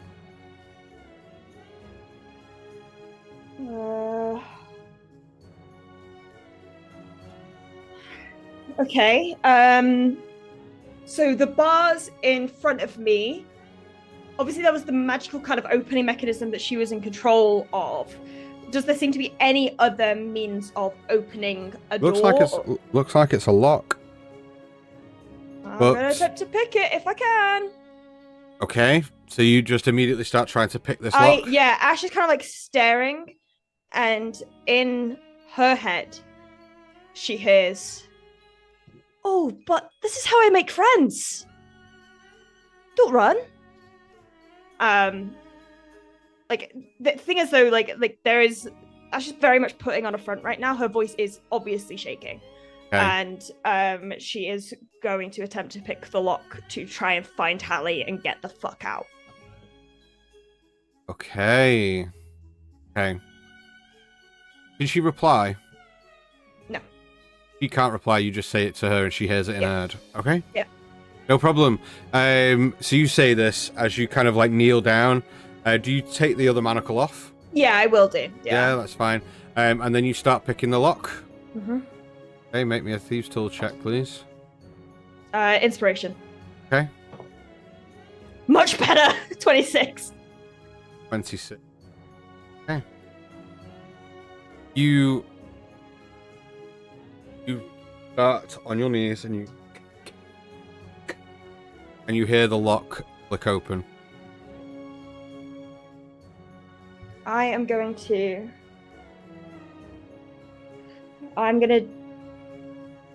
because I'm shedding light right now. I am going to dismiss my arms. I am going to attempt to head towards where I saw the other two run out. Okay. Do you open the door? Yeah. Okay. As you open the door, you see the runic symbol. You see a runic symbol glow on the door as you push it open. From that runic symbol, an explosion. Oh, for fuck's sake. And you kind of push, it's like time slows down as it, and you see it and your eyes widen and almost like time slows down as it explosion in front of you. Because of how close you are. Not that it's unavoidable, but because an auto fail, it took me by surprise. It is auto fail. It's one of those, you weren't looking for it, you weren't prepared. You're kind of down on one knee as it kind of like, as you kind of push it and it opens a bit. Yeah. Okay, bear with me a second, please. Let's roll them.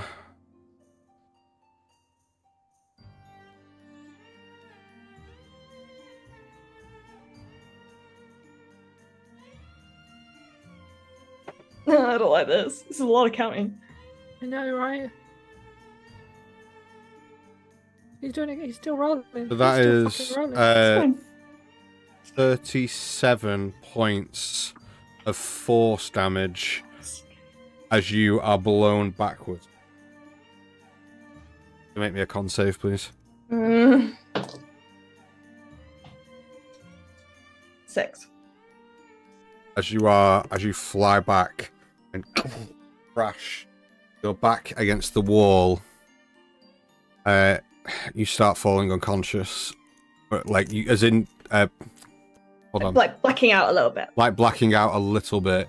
There isn't so much a kind of condition that this is putting on you, but it's more you've been knocked prone for a start, but you start to like come in and out of consciousness as this forces you back. And as you kind of like start to come round, you see the individual over you and goes, funny thing about preservation. Probably be a priority of yours. And then she literally goes to crack you across the face. Am I able to move, or is it similar condition to Hallie where I'm stuck? You're prone, so this is going to be with advantage. Yep. So that is a 17 to hit. Hits. It's only damage. A decent like punching you, but it's 3 bludgeoning damage. Okay. She cracks you across the face. What do you want to do? I reach to her face and I cast Inflict Wounds. Okay, nice. I just kind of like spit a bit of the blood that dripped from my nose like into my mouth. I spit it out and I look at her and I just kind of through one of my astral arms, so you can see this like pulsing of like necrotic lightning energy. It's like black tinged lightning bolts careen through my arm, as it lands on her face. And like Ash's actual arms are shaking, but her astral arms remain calm and stoic and solid and thrust towards her face. That is going to be a 20 to hit. Will hit. Go ahead and roll me some damage, please. What level were you? Was this spell? I can only do one. Oh, okay. I'm only a little cleric. I'm only a little guy. Hang on. Was it D10? Okay. Oh, that's not bad. 16 plus 6 is 22. 22 points of necrotic damage. Hey, as you reach up and grab her face with your astral arm or your My arm? astral arm. My Your astral arm. As you kind of like cup it, and you see the astral arm just kind of like reach up and force, and you see like her eyes widen as this grabs hold of her face. She tries to like step back out of the way, but it's too far of a reach because you've got 10 feet. Even as with the half step, it kind of like goes with her, and you force this energy down your arm, and you see her face on one side just start to like crush under the weight, and you see like wounds open up along her like arms and stuff. And she goes, wait. And she literally just and hits the ground, bleeding out.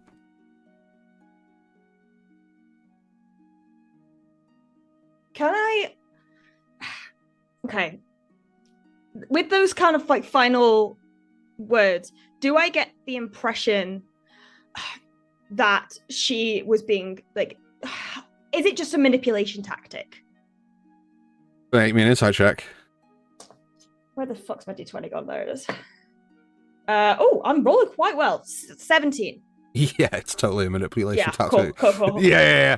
You always fell for it though, which was really good. But We've been through bits where we've accidentally killed people who have been prisoners, so just want to double check. Yeah, totally manipulation. That's why she said it, because she was like, "Oh, tell them I'm going to be friends," and then you kind of brought her back. Ash wants to make sure she's dead, Okay. and at this point, she's soaked in the memories. These falsified memories that she's been forced to relive, and without the thought of control, the words of the Stormlord gone from her mind temporarily, she unleashes blow after blow after blow and keeps punching. Hey, you do, and you to the point where you start feeling that your hands become numb. And kind of as you finally land that last blow and kind of concave this individual's face in one side, you kind of like, and your arms are kind of like weighted, heavy. People might not be coming for me, but I'm coming for them. And I am going to... Yay! Yippee! No, and then I'm going to storm out. Hey, you march your way to the door. I'm checking if the runes are now aglow again. No, there's no runes. Okay. The caster has been pulverized. Cool. In which case, actually, is there? You said that the cultists, they were all wearing garb. Yes. I'm gonna just take her bloody cloak. Okay. I'm putting it on. I'm walking out of there with a fucking purpose, closing the door behind me. Okay. Any disguises, or like when you say just the cloak? She didn't have a mask though, did she? No. I mean, No, she didn't. And it's full of is there a blood. hood? There is a hood, yeah. I will put the hood on. To be honest, maybe I'll keep to the shadows, but this is kind of a failsafe in case. But she knows she's not deceptive. I'm going to try to keep to the shadows and use the darkness of the cloak to blend into the shadows more than my like tattered kind of common clothes that Hallie gave me and I battered. So let me give you. There you go. You open up this next door, and as you see opening it up, the individual that was spinning the blade is kind of like walking from. Hold on a second. let's do that so you guys can see. You see that as you kind of step out of the cell, this is the individual that Hallie has just pulverized. Ash has just pulverized. Hallie is over here in the cell. Yep. I should probably plug things stuff. So you step out on this door, and you see the individual that was spinning the knife is kind of like walking back towards the door. Stops and looks directly at you. We came to an arrangement. And I am going to... Does it look as though they're about to attack, or are they just kind of like, whoa, why the fuck are they out here? Yeah, they kind of like just stopped in the tracks, still like with the dagger in the hand. They just kind of stop, stare at you, and go wide-eyed. Like, you said we came to an arrangement. Mm-hmm. Intimidation or deception.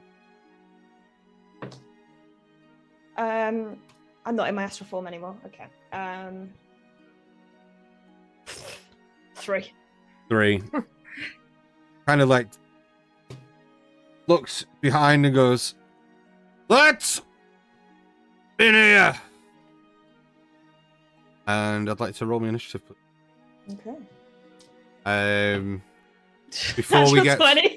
natural 20. Okay, Hallie, before we get into combat, is there anything you'd like to do?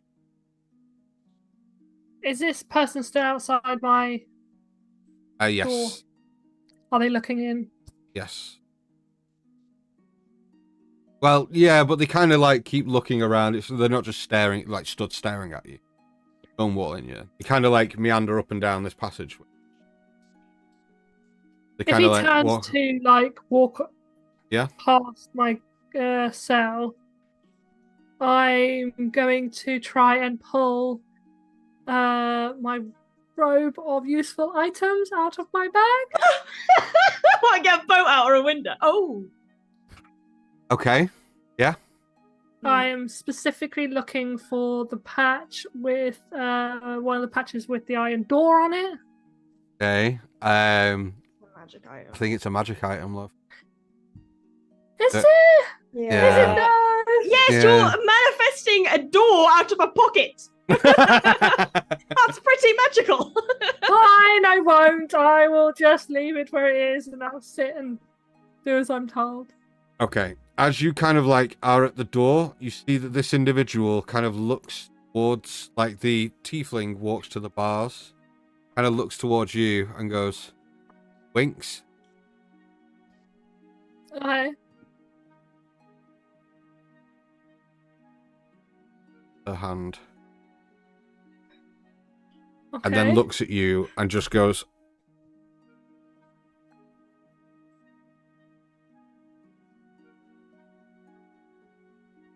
Okay. Like, secretly I'm going to try and produce flame in my hand. you manage to produce flame in your hand as she casts Dispel Magic on your cell. Okay. Now I'm going to try and get the iron door out of... You go in the iron. You still go in the iron door route. Oh, no, I suppose I could just kill him. But then you've Hold on, give me 2 seconds. Give me 2 seconds as Natalie to think. These are not the prisoners you're looking for, exactly. All right. Instead, I'm not going to do that.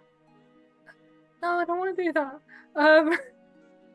I'm just going to try and kill this guy. Okay. Hold on. How am I going to do that? 2 seconds. Can't do that.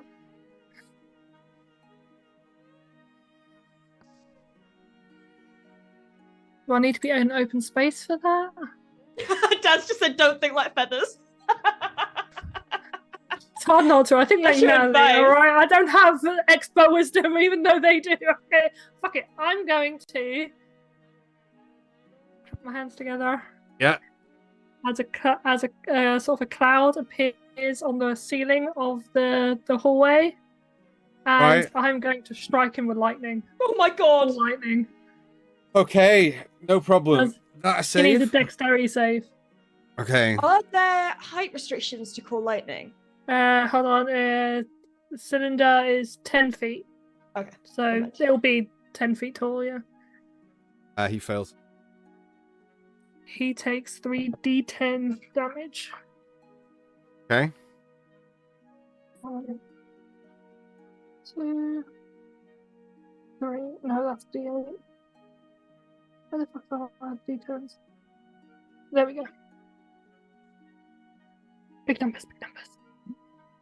Okay, so that's a 10, a 7, and a 3. So it's 20 points of lightning strike down at this gentleman. Okay, as you lightning strikes the top of this guy's head, he's already taken 17 points of damage previously, I believe. As you and this lightning crashes into his head, and you see him go and then drop to the floor, riling, like in pain, really in pain, and then just as he drops dead. But realizing that's probably really fucking loud. Yep, you've just called lightning, mate. It's not quiet. I am going to try and get out of the cell by using the door though, because I can't pick the lock. So I'm going to pull a door and just put it on the gate and try and walk through it. Okay, how long does it take to do that? Okay, let me 2 seconds. Iron door, up to 10 feet wide, 10 feet high, barred on one side of your choice. No. How long? Yeah, how long? I'm reading it. Sorry. Yeah. Which you can place in an opening you can reach. It conforms to the opening. Doesn't actually give me a time. So when you pull a patch from the useful things, and does that item require attunement? I'm already attuned to it. But so you were already attuned to it, and you were wearing it before you went into. Oh, hold on. No, it doesn't need attunement because I bought it thinking it needed attunement, and it doesn't need attunement. The rope. You can look it up. It doesn't need attunement on D&D Beyond. It doesn't say about a time how long it takes to use a patch either on Roll20. That's what I'm looking at for the information. Wild shape. Just do it. Just get out. Okay, so you pull the patch and and this door as it like fixates to the bars. Yeah. And you I'm just gonna walk through it. You walk through the door. Yeah. As you step out to the middle of here as this individual starts running. Okay, you can also now roll me initiative, please. Good God. So, rolling initiative. I have to do this so that you guys at home can see as well.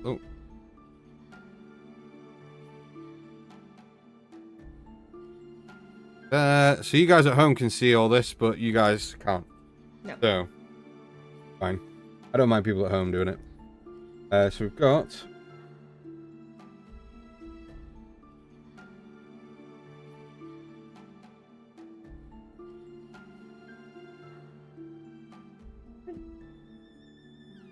Okay. What did you roll, Natalie? 7. Okay. 24 for Ash. Ash, you are going to go first. So, wait.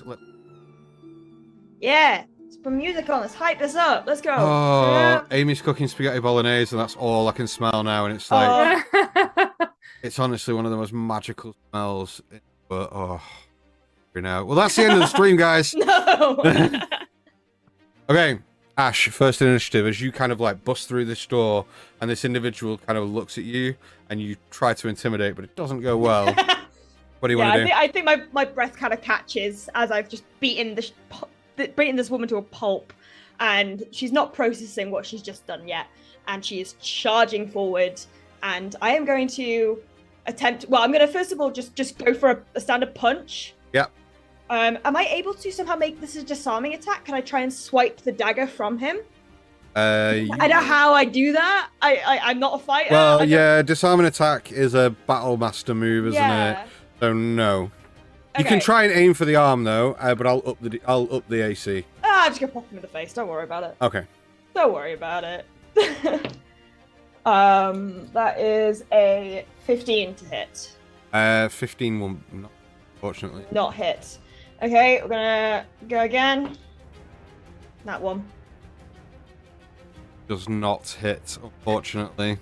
Third punch on my bonus action. Yeah. That's better. That's 21 to hit. 21 will hit. Go ahead and roll me some damage, please, as you... Woof, woof, and Yeah. he just kind of like dips and ducks and spins the blade round in his hand as you crack him. 9 points of damage, stunning strike. Ooh! Nice. Fun save of... Oh, he rolled a 12. Is it plus anything? No, rolled a 12. Got a 12. Is that the first stunning strike that's landed?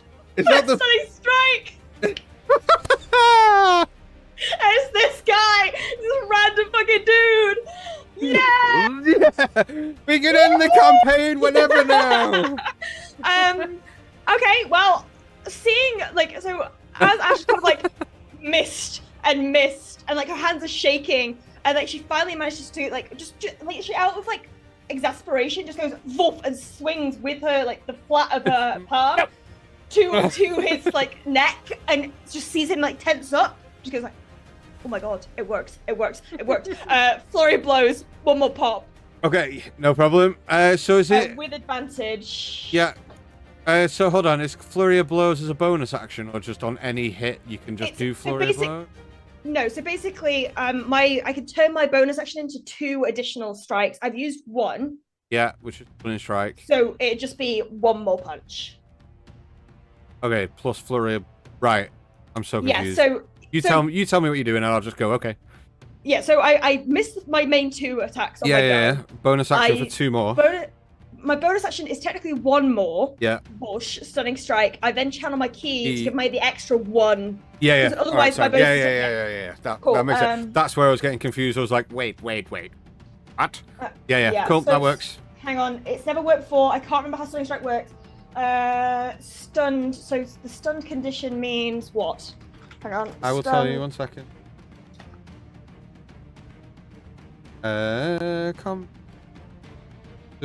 Stunned. The creature is incapacitated, can't move. It automatically fails strength and dex saves. Attack rolls are with advantage against it. Cool. All right. Okay. That's good. That's 25. The hit will hit. Yep. Bosh. Crap.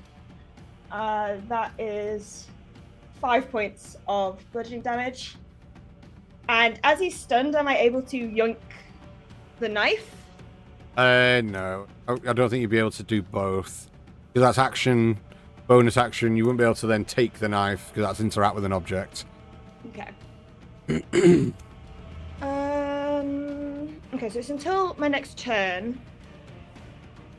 So I am going to... I'm running. How do I measure... Hang on. How do I measure this fucking thing? Oh, hello. Oh, I can zoom. I can go. I'm gonna go up here. Okay, 1 second. What do I see? Well, let me move some stuff around. So, we're going to just take this off. I'm going to take, this and this off. You wouldn't have to move to there. Oh. You could go there. That's where I was. Yeah. Sorry, I should have moved that off. Okay, so what are you doing? If I run this way then? Yeah. So 20 feet that way? Yeah, and as you get there, you see, as you round the corner, there is another individual wolf there. Are these steps up? Yes. Okay. I'm gonna... Is there a point? Hang on. So I'm on 20 feet. I can get 25 more feet over there. It's not going to make a difference. I will hold. And I'm just going to wait. Hey. Seeing this individual in front of me. That individual, the next one is, he's stunned. This guy, he's going to hear the oh god, wrong thing. Going to hear the crash and come fire. To there. Okay. Isn't going to be able to do anything. 2 is this one here. He's going to take couple swipes at you. Also has a dagger. So, first attack is 13 to hit. Misses. Second attack is, better, 18 plus 2, 21 to hit. Hits. 4. 6 points of damage, Okay. which is slashing damage. That's fine. Unless it's necrotic, everything's the same. Okay, cool. I have to double check because you motherfuckers have got resistance Yeah, I'm to a load only of them. resistant to necrotic, so. Okay, sound. So that's him. Out 30 to here, and is also going to try and attack you, Ash. No, fuck. Okay. First attack misses. Okay. Second attack also misses. Poof, Awesome. poof, and you're just like dodging out the way. Mhm. Okay, Hallie, you're up. Hallie. For the sake of this, I'm gonna remove this, and I'm just gonna remove these. There we go. Okay. I'm going to. Can I use a free action to say, any help is appreciated? I'm just saying that out loud, Okay. but kind of hoping towards the tiefling, who I have just zoomed in to see. Mhm. It's incredibly hot. Yeah. Right? I Just did have it to immediately. say. I was like, hello. And then I just did that for the people at home as well. There you go. That's what they're frothing at.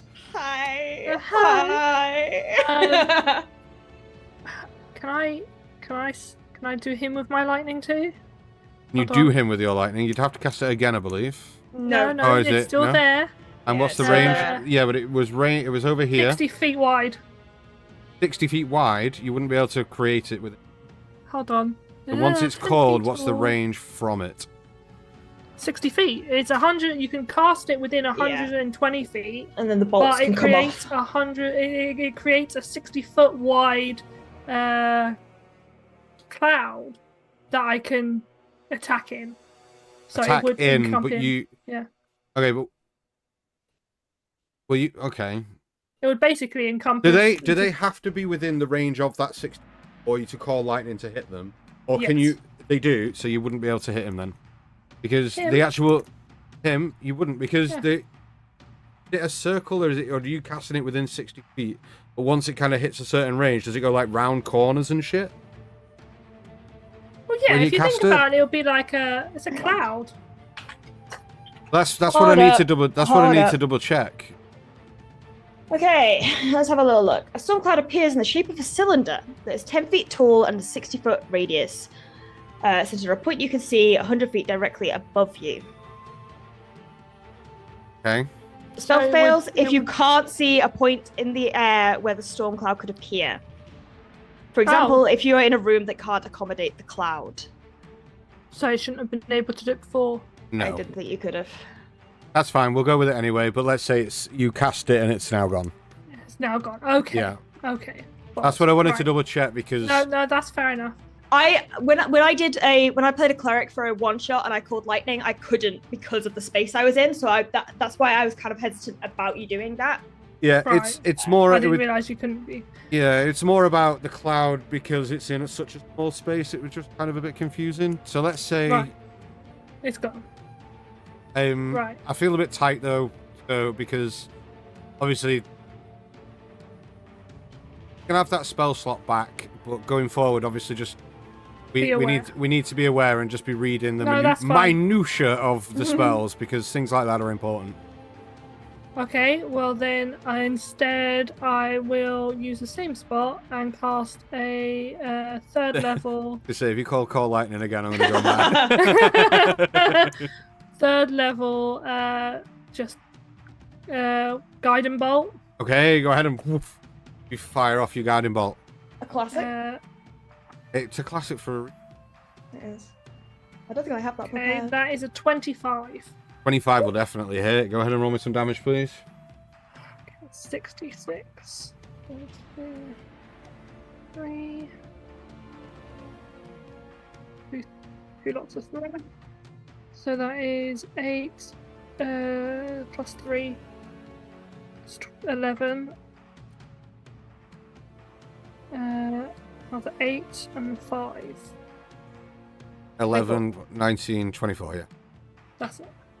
24 points of damage as you Radiant damage. woof, and it crashes into this individual. 24 is enough to kill him as it woof, and cracks in the guy as he. Also, with my movement, I'm going to run forward to this last. Do you need help getting out of here? I have another door. Yes, but I think you have other things to do before then. I don't know what you're talking about. Fine. Let me out. Okay, it's an action to do the door, so I'll have to wait till my next round to do the door. Unless Okay. you're going to allow me to do that as a bonus action. No, Fortunately then not. I'll Bloody hell! Okay, so next turn is 5, 10, 15, 30, 5, 10, 15, 20 to Oh, there. of course. Yeah, that's why. That individual rushed to there. Next in initiative, Ash, you're up. Okay, so End of your next turn, this guy is stunned till, or start of your next turn. On Stunning Strike. We've never used it before, it's a new thing. It's never worked. It's never worked. She's used it, it's just never landed before. End of my next turn. Amazing. Okay, go ahead. Okay, I am going to. What am I looking at here? Are these steps? These guys are on the steps above you, like, as these are steps up again. Up. Okay. I am going to. I want to conserve some key here, so I will.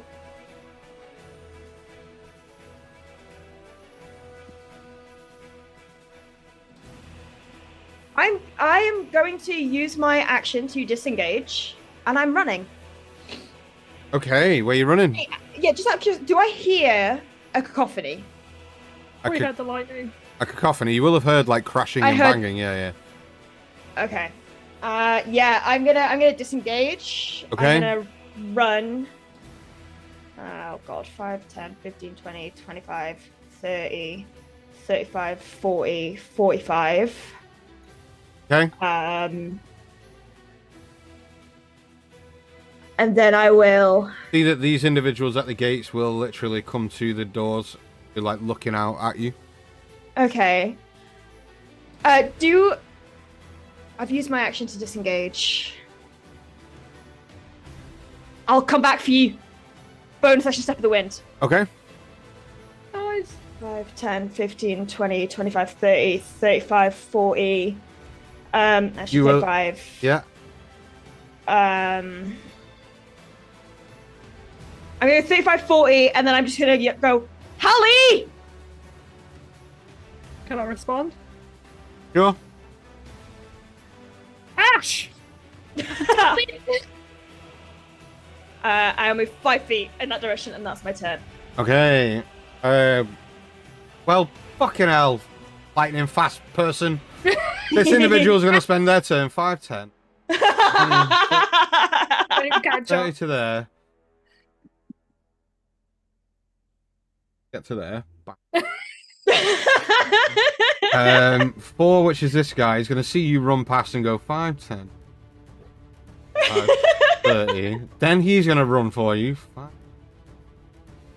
5. So he can only get to there, but he's dashed, so he can't do anything. Bastard. This individual's going to run 5, 10, sideways. Another 5 to here. Is also going to dash to there. There. Fuck me. This guy's going to run and go 5, 10, 25, 30, 60 to there. And now it's Hallie's go. After all that, man, fuck me. You just... It's just seeing this guy turn up around the corner, she'll go, one moment, and she is going to bonus. She's going to bonus action. She went one moment to the tiefling, not to the person that just Oh, that would have been so funny. That would have been so much better. 1 minute. she's going to bonus action Shillelagh on her staff. Okay. Yeah, And then she's gonna whack him because she doesn't like being up this close. Okay, go ahead and roll me to hit, please. When you do Shillelagh, what does it give you? It's just becomes additional a damage I think it becomes a D8. rather than a D6. Right. Okay. Yeah. Okay, yeah, right. So I'm gonna roll to hit first. That is a 22. Will hit. So that's a D8 plus 1. So that's 7 points of damage, bludgeoning. Okay. You manage. You just go. Okay. And crack him. Anything else on your turn? Bonus action. I'm not going to move, so no. Okay, it is his turn, so he is going to try and attack you twice. First attack misses. I'm not going to roll this dice anymore. It's 4 times. That's like back to back. No, we love that. Oh, dice. that one does. So that's a 20. That's a 20 to hit. Yeah, hits. For 4 points of slashing damage. Okay. Then it's Zoomy Zooms. Oh, Zoomy Zoom. It's Zoomy You are Zooms. Zoomy Zoom. I'm Zoomy Zoom. Okay. So Zoomy Zoom is going to. No, I can't keep that up. I am going to. I don't have. I have 1 spell slot left. That's not great. I will.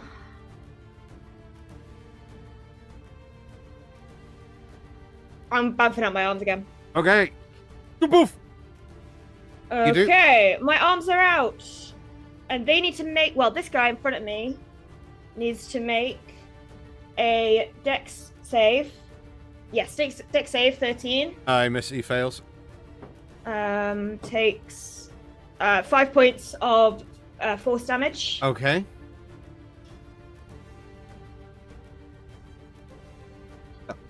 Okay, and then I'm gonna punch him. Okay. Yeah, I'm gonna punch him. That is gonna be a 17 to hit. Okay, that will hit. Hits, cool. Okay, that is 7 points of damage. Yeah. Next attack, natural 20. No, Churros who wins Okay, let's go. Which isn't really gonna do much unless I roll a natural at the top damage. 12, 16. So 16 points of damage from Yeah. a punch. Yeah. Let's go. Is there anything I can pop into that? No, a Braces? creature. I don't have my braces. Oh yeah. Yeah, I don't have my braces, so I can't do that. Okay. So a 20 for the chunky crits. It's a 13. Roll me another D8. So strike breaks the foe's jaw, blood and shattered teeth ooze down the foe's face. Inflict does. 1d8 damage with the strike. 8. As you and just crash this guy, he's fucked. Choking on his own teeth. An and additional- jaw bits. Yes, it's additional 8 damage there. Okay, he's dead? and he's dead. So punched him to death. I with punched one him to punch. death. I am one punch man. Let's go. Go! I think I'm gonna go 5, 10, 15, 20. Have a little look down there. See, I can't see Yeah. anyone. Nope. 25, 30, 35, 40, 45. Yeah. Get me in there. Let me just double check my little. I don't know if I can still bonus action do a punch No, you... because I've moved. Yeah. Yeah. Okay. And didn't you bonus action Astral Arms? I did. That's true. Yeah, That is my so- turn. Yeah. Yeah. Cool. Okay, cool. Fuck me. Right. This guy. They're just running after you for Yeah, 3 yeah. rounds. I'm just trying to get you as backup here. You know what? I like the fact that 5, we don't have to 10, look at your 15, your 20, trail that we 30, normally do. I'm having to count 45, it. 50, It's all 55, counting. 60 to there. Molly's still not there. That guy is dead. So the next guy, which is him, goes.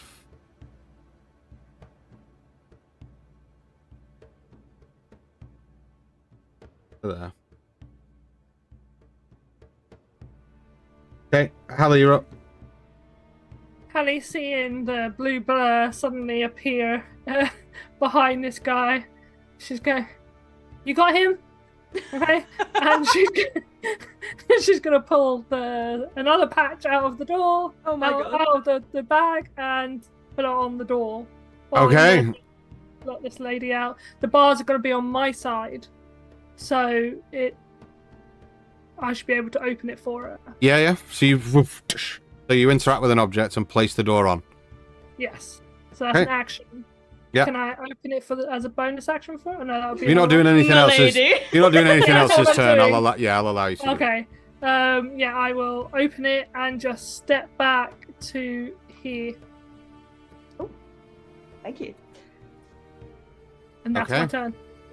Okay, she's literally going to take a turn immediately after you. And step out and go, "Oh, thank you."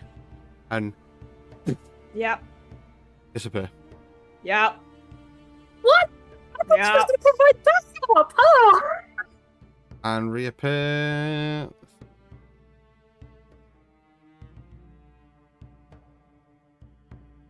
Is it in a straight line or is it where you can see? What for Misty Step? Yeah. It's where you can see. Ha! Oh, she's going to shove into this guy and then fuck off down here. Valid. Yeah, so she's going to boom to there. Okay, so it's this guy's next. He's going to take an attack against you, Hallie. That misses. Second attack is a natural 20. Oof. For that's 16 points of slashing damage. Okay. She is probably propping herself up against this wall at this point. Okay. Top of the initiative order. Sonic. Hi. Okay. Yeah, that's just when it attacks me. Okay, in which case I'm gonna look to Hallie, my staff, and I am going to punch this guy twice. Okay, with advantage both times. With advantage for flanking. Pop, pop. Yes, 16 plus 7 is a 23 to hit. Yeah, we'll hit. For 9 points of damage on the first one. Second one, with advantage again, is pretty shit. That is a 15. 15 will miss, unfortunately. Miss. Yeah, but you managed to boom and crack this guy. Bonus action.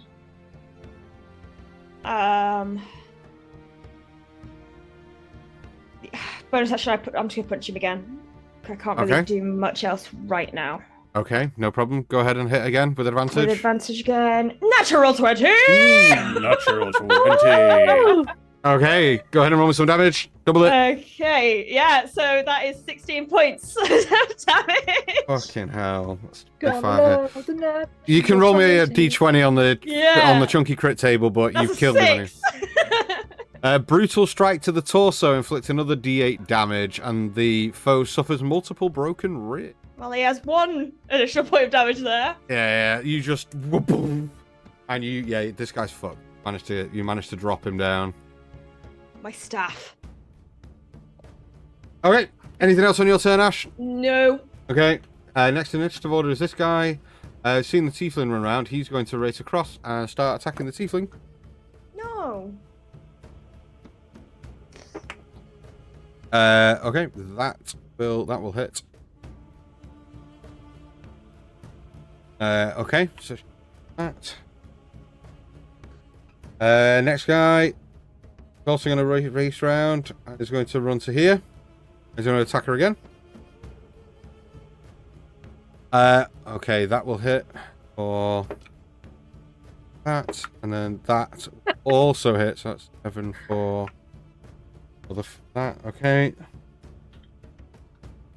And now it's this guy's go, and he will also race here and also attack her. Oh, Leave her alone. Fucking hell. That will hit. She's being battered. So other that is that. Okay, you see as the second attack crashes into this individual, he literally looks and just kind of like bounces off the wall a little bit and like looks pretty dazed. Okay. Hallie, it's your turn. This gentleman in front of us is dead. Yes. Yeah. So I'm going to step forward, and I'm going to give her staff and bracers. Anything else? I mean, I can't change the braces. There's no point in the braces. Okay, so I'm just giving you your staff, and I'm going to grab a health potion myself. That's interacting with 2 objects. Yeah, so Okay. you can do Right, one of I'll those just give things. her a staff. Okay, that's fine. I'm going to step to the side, and then I'm going to. I can't really do much on a bonus action, can I? Let me just double check. I've already got Shillelagh up. I suppose I could wild shape. Fuck it! I'm going to wild shape. So you do see the familiar now to you, Ash. Deep red smoke swirl around her as she does take on the form of a dire wolf. Okay. It's sort of very hell just yeah! black, but with a sort of red sheen to her skin, her fur. I don't have one of those tokens. Why not? Fortunately. Just so unprepared. Just So you can Oh, he's gonna be. die. so I can just leave. You can be a dire lizard for now. Yeah! Yeah!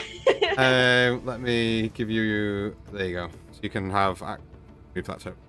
Nice. So that was my action, a bonus action. Oh, I don't know why I've made you that big. Oh god. Well, I am big. Doubles are bigger. They're not that big. Oh, he made you huge. Yeah. You're not like 10 feet. You're not like a bear, are you? Hold on. I do think I'm. Large. Yeah. Hold on. Violence. Okay, Yeah. doesn't matter. We'll just make you big. It doesn't matter. We're okay. For the sake of it, it doesn't matter. There you go. I need to know my bite attack anyway, so. Okay, so you form this giant red direwolf. Anything else on your turn? I'm going to move.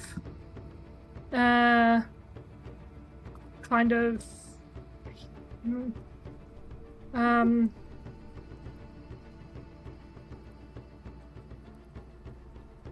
Yeah, I'm going to move to here, Okay. and I can't do anything with it. My next action will be to bite it. So. Okay, this individual is going to disappear from there again. Mm-hmm. Hold on. 30 to here. Bonus action there. 5, 10, 15, 20, 25, 30 to there. Action dash. 5, 10, 50. He's fucking off out of here. Yeah, valid.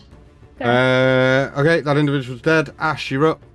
Okay, Ash, seeing this direwolf with the red patch just form in front of her. Can I move through this space now? Yeah. Now, like, Okay, cool. You know what? I'm going to use you as parkour. I am going to, I'm going to take a step back, and then I'm going to do a running jump. I'm going to take a step and bounce off of the direwolf's back. Okay. And I'm going to swing down with my staff, and I'm going to go for 2 attacks on this one. Okay, where are you landing? I'll probably flip onto the other side, so here. So I'm going to like spin in the air. Okay. Oof. Okay, go ahead and roll me to hit, please. You can have it with advantage because you are now flanking. Put you Thank there. God for that. Okay, that's a 19 to hit. 19 will hit. Okay, I've got apathy back, so I've got D8 again. Woo! Yeah! So that is going to be 11 points of bludgeoning. 11 points of bludgeoning on this guy, which is 2. Okay. We'll go again. With advantage again. It's fine, the first one was better, so that's 14 plus 7 is... Yeah, 21 will hit. A thing, yes. Whoa, 5. 5 points of damage. Anything else? 5 points of damage. We are gonna bonus action, try and take the one on my left by surprise. I just put my astral arm, just do a little pop. Okay. Okay, go ahead and roll me to hit. That's not with advantage. That's an 18 to hit. 18 will hit. Go ahead and roll me some damage. That is the wrong dice. This is my arm. That is 10 points of damage. Okay, you... And literally, like, the force of your astral arm just kind of concaves this guy's face in, and he drops dead. Like, I'm saying this, like, all jokey, but Ash is... Like, Hallie, you will see there is a degree of seriousness and rage in Ash's expression that you have not ever seen before. Okay, anything else on your turn? I'm going to clear some space for the big lizard. Am I? No, I'm going to stay. Okay, you stay there. Okay, so this individual's dead. This individual... nope, not him. This one here. Gonna take an attack against you, Hallie. Okay. Ooh, that misses. Second one. 16... My armor class is 19. less now that I'm a direwolf. Yeah, 19 to hit. Yeah, does hit. For 4 points of slashing damage. This individual here, Okay. gonna try and attack you, Ash. Okay. First attack is... Gonna miss. Second attack is... Ooh, not gonna hit either. Oh, I want This to reaction. is... Okay. This is misses. Hallie, you're up. Hallie is just going to lean forward and just try and grab this person in front of her by the middle and chomp down as hard as she can. Okay, Bait attack. no problem. Chomp down with a bite attack. Go ahead and roll damage. That's a natural 20. Let's go! Go ahead and roll me some damage, please. Double the die. My attack is 2d6 plus 3. So that is 5, 10 plus 3, 13 points of piercing damage. 13 points on... okay, roll me chunky crit, please. Oh, I need 16. to take that giveaway thing off. 16! The attack reduces the foe's attack hand to a formless tissue. It has a -4 penalty to future attacks. Oh! That was Nice. very good, but you've managed, you chomp down, you rip this guy in half. Oh. Drops Oh. dead. Anything else on your turn? I'm just going to move forward to there. Actually, can I try and leap between these two enemies to here? I mean, one of the two of them are dead. Yeah, two of them are dead. You'd have Oh, to is this like... one dead too? Yeah, Yeah. that's why Alright. he's lay down. Okay. Having a Well nap. then, I will. I will leap over the two dead bodies now to there Okay. and turn to look at the one that's beside us. Hey, so the tiefling is going to here. Again, bonus action, Misty Step, out of the way, and then action dash, take an opportunity attack. In hell it hits. Oh dear. Okay, I would have shared my potions with her, but no. on. I'll delete a token. She's Cool. cool. Ash, you're up. Oh my god. Okay. I am going to step on this guy's body. Okay. Wail on this guy. Okay, go ahead and roll me to hit, please, with advantage. Okay. That is. Yeah. Natural 18 plus 7. Yeah, we'll hit. 9 points of bludgeoning damage on the first one. Yeah. 18 plus 7. Yeah, we'll hit. Oh, 12 points of bludgeoning damage on that second one. Okay. Anything else? Hello. I'll pop Hello. him Gonna pop? Okay. Pop, pop. again with advantage. I like this dice. 22 to hit. 22 will hit. Go ahead and roll some damage, please. I went flying. That's 7 points. Okay, how do you want to do this? Oh, okay. So as I kind of lean backwards and move into the space, you see me just haphazardly just kick this guy who has just been killed away, like the part of his body that's been torn asunder, just kick it like it's nothing. And Ash just stares up at this guy and just punches him just straight up the throat and dislocate his neck. You manage to do so as he and drops down dead. You are out of combat currently.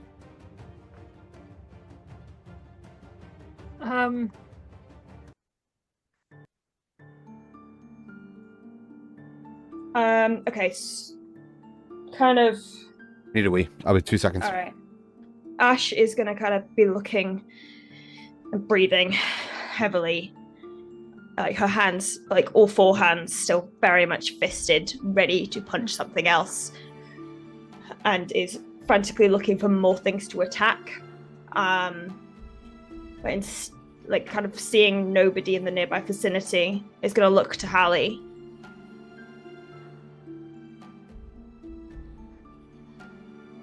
And then kind of look away.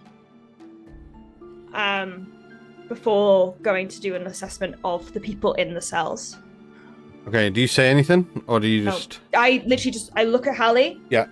Then I look away and walk away. Like, not walk away, I'm literally just like going here. Yeah. Okay. I'm just taking stock of the people in the cells. Okay. Hallie in wolf form is just going to come to the edge here, and she is literally watching out for movement coming down these two corridors while Ash is doing what she needs to do. Okay, you see the individuals in these cells, they look rough. They look like they haven't eaten in days. They look weary. They all kind of like are looking out at you, but like wide-eyed and terrified. Kind of seeing the fear in their eyes, Ash kind of like wipes the blood kind of from her face a little bit. It just kind of smears all over the place. She does not look like the most approachable person in the world, and her eyes still aglow from the astral form. She goes, "We will let you out. We're going home. I need you all to stay close, stay quiet, and keep moving. Do we have an Oh. You froze a little bit there. Do you have an agreement? Do we have an agreement? Yeah. All of them just kind of like nod and look worried, but like they nod toward. Yeah. And then I'm gonna set about with seeing kind of Hallie keeping watch.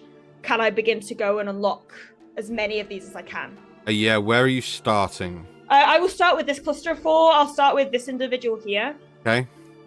I kind of just work my way around this way. Okay. So this is going to be like multiple tool checks. Yeah. So rather than making you do multiple tool checks, I'd like just to roll me one, and we'll just use that for the set. Okay. 24. No, 23. Okay. It does take you some time each lock. Yeah. But you manage to unlock, and you're just going systematically.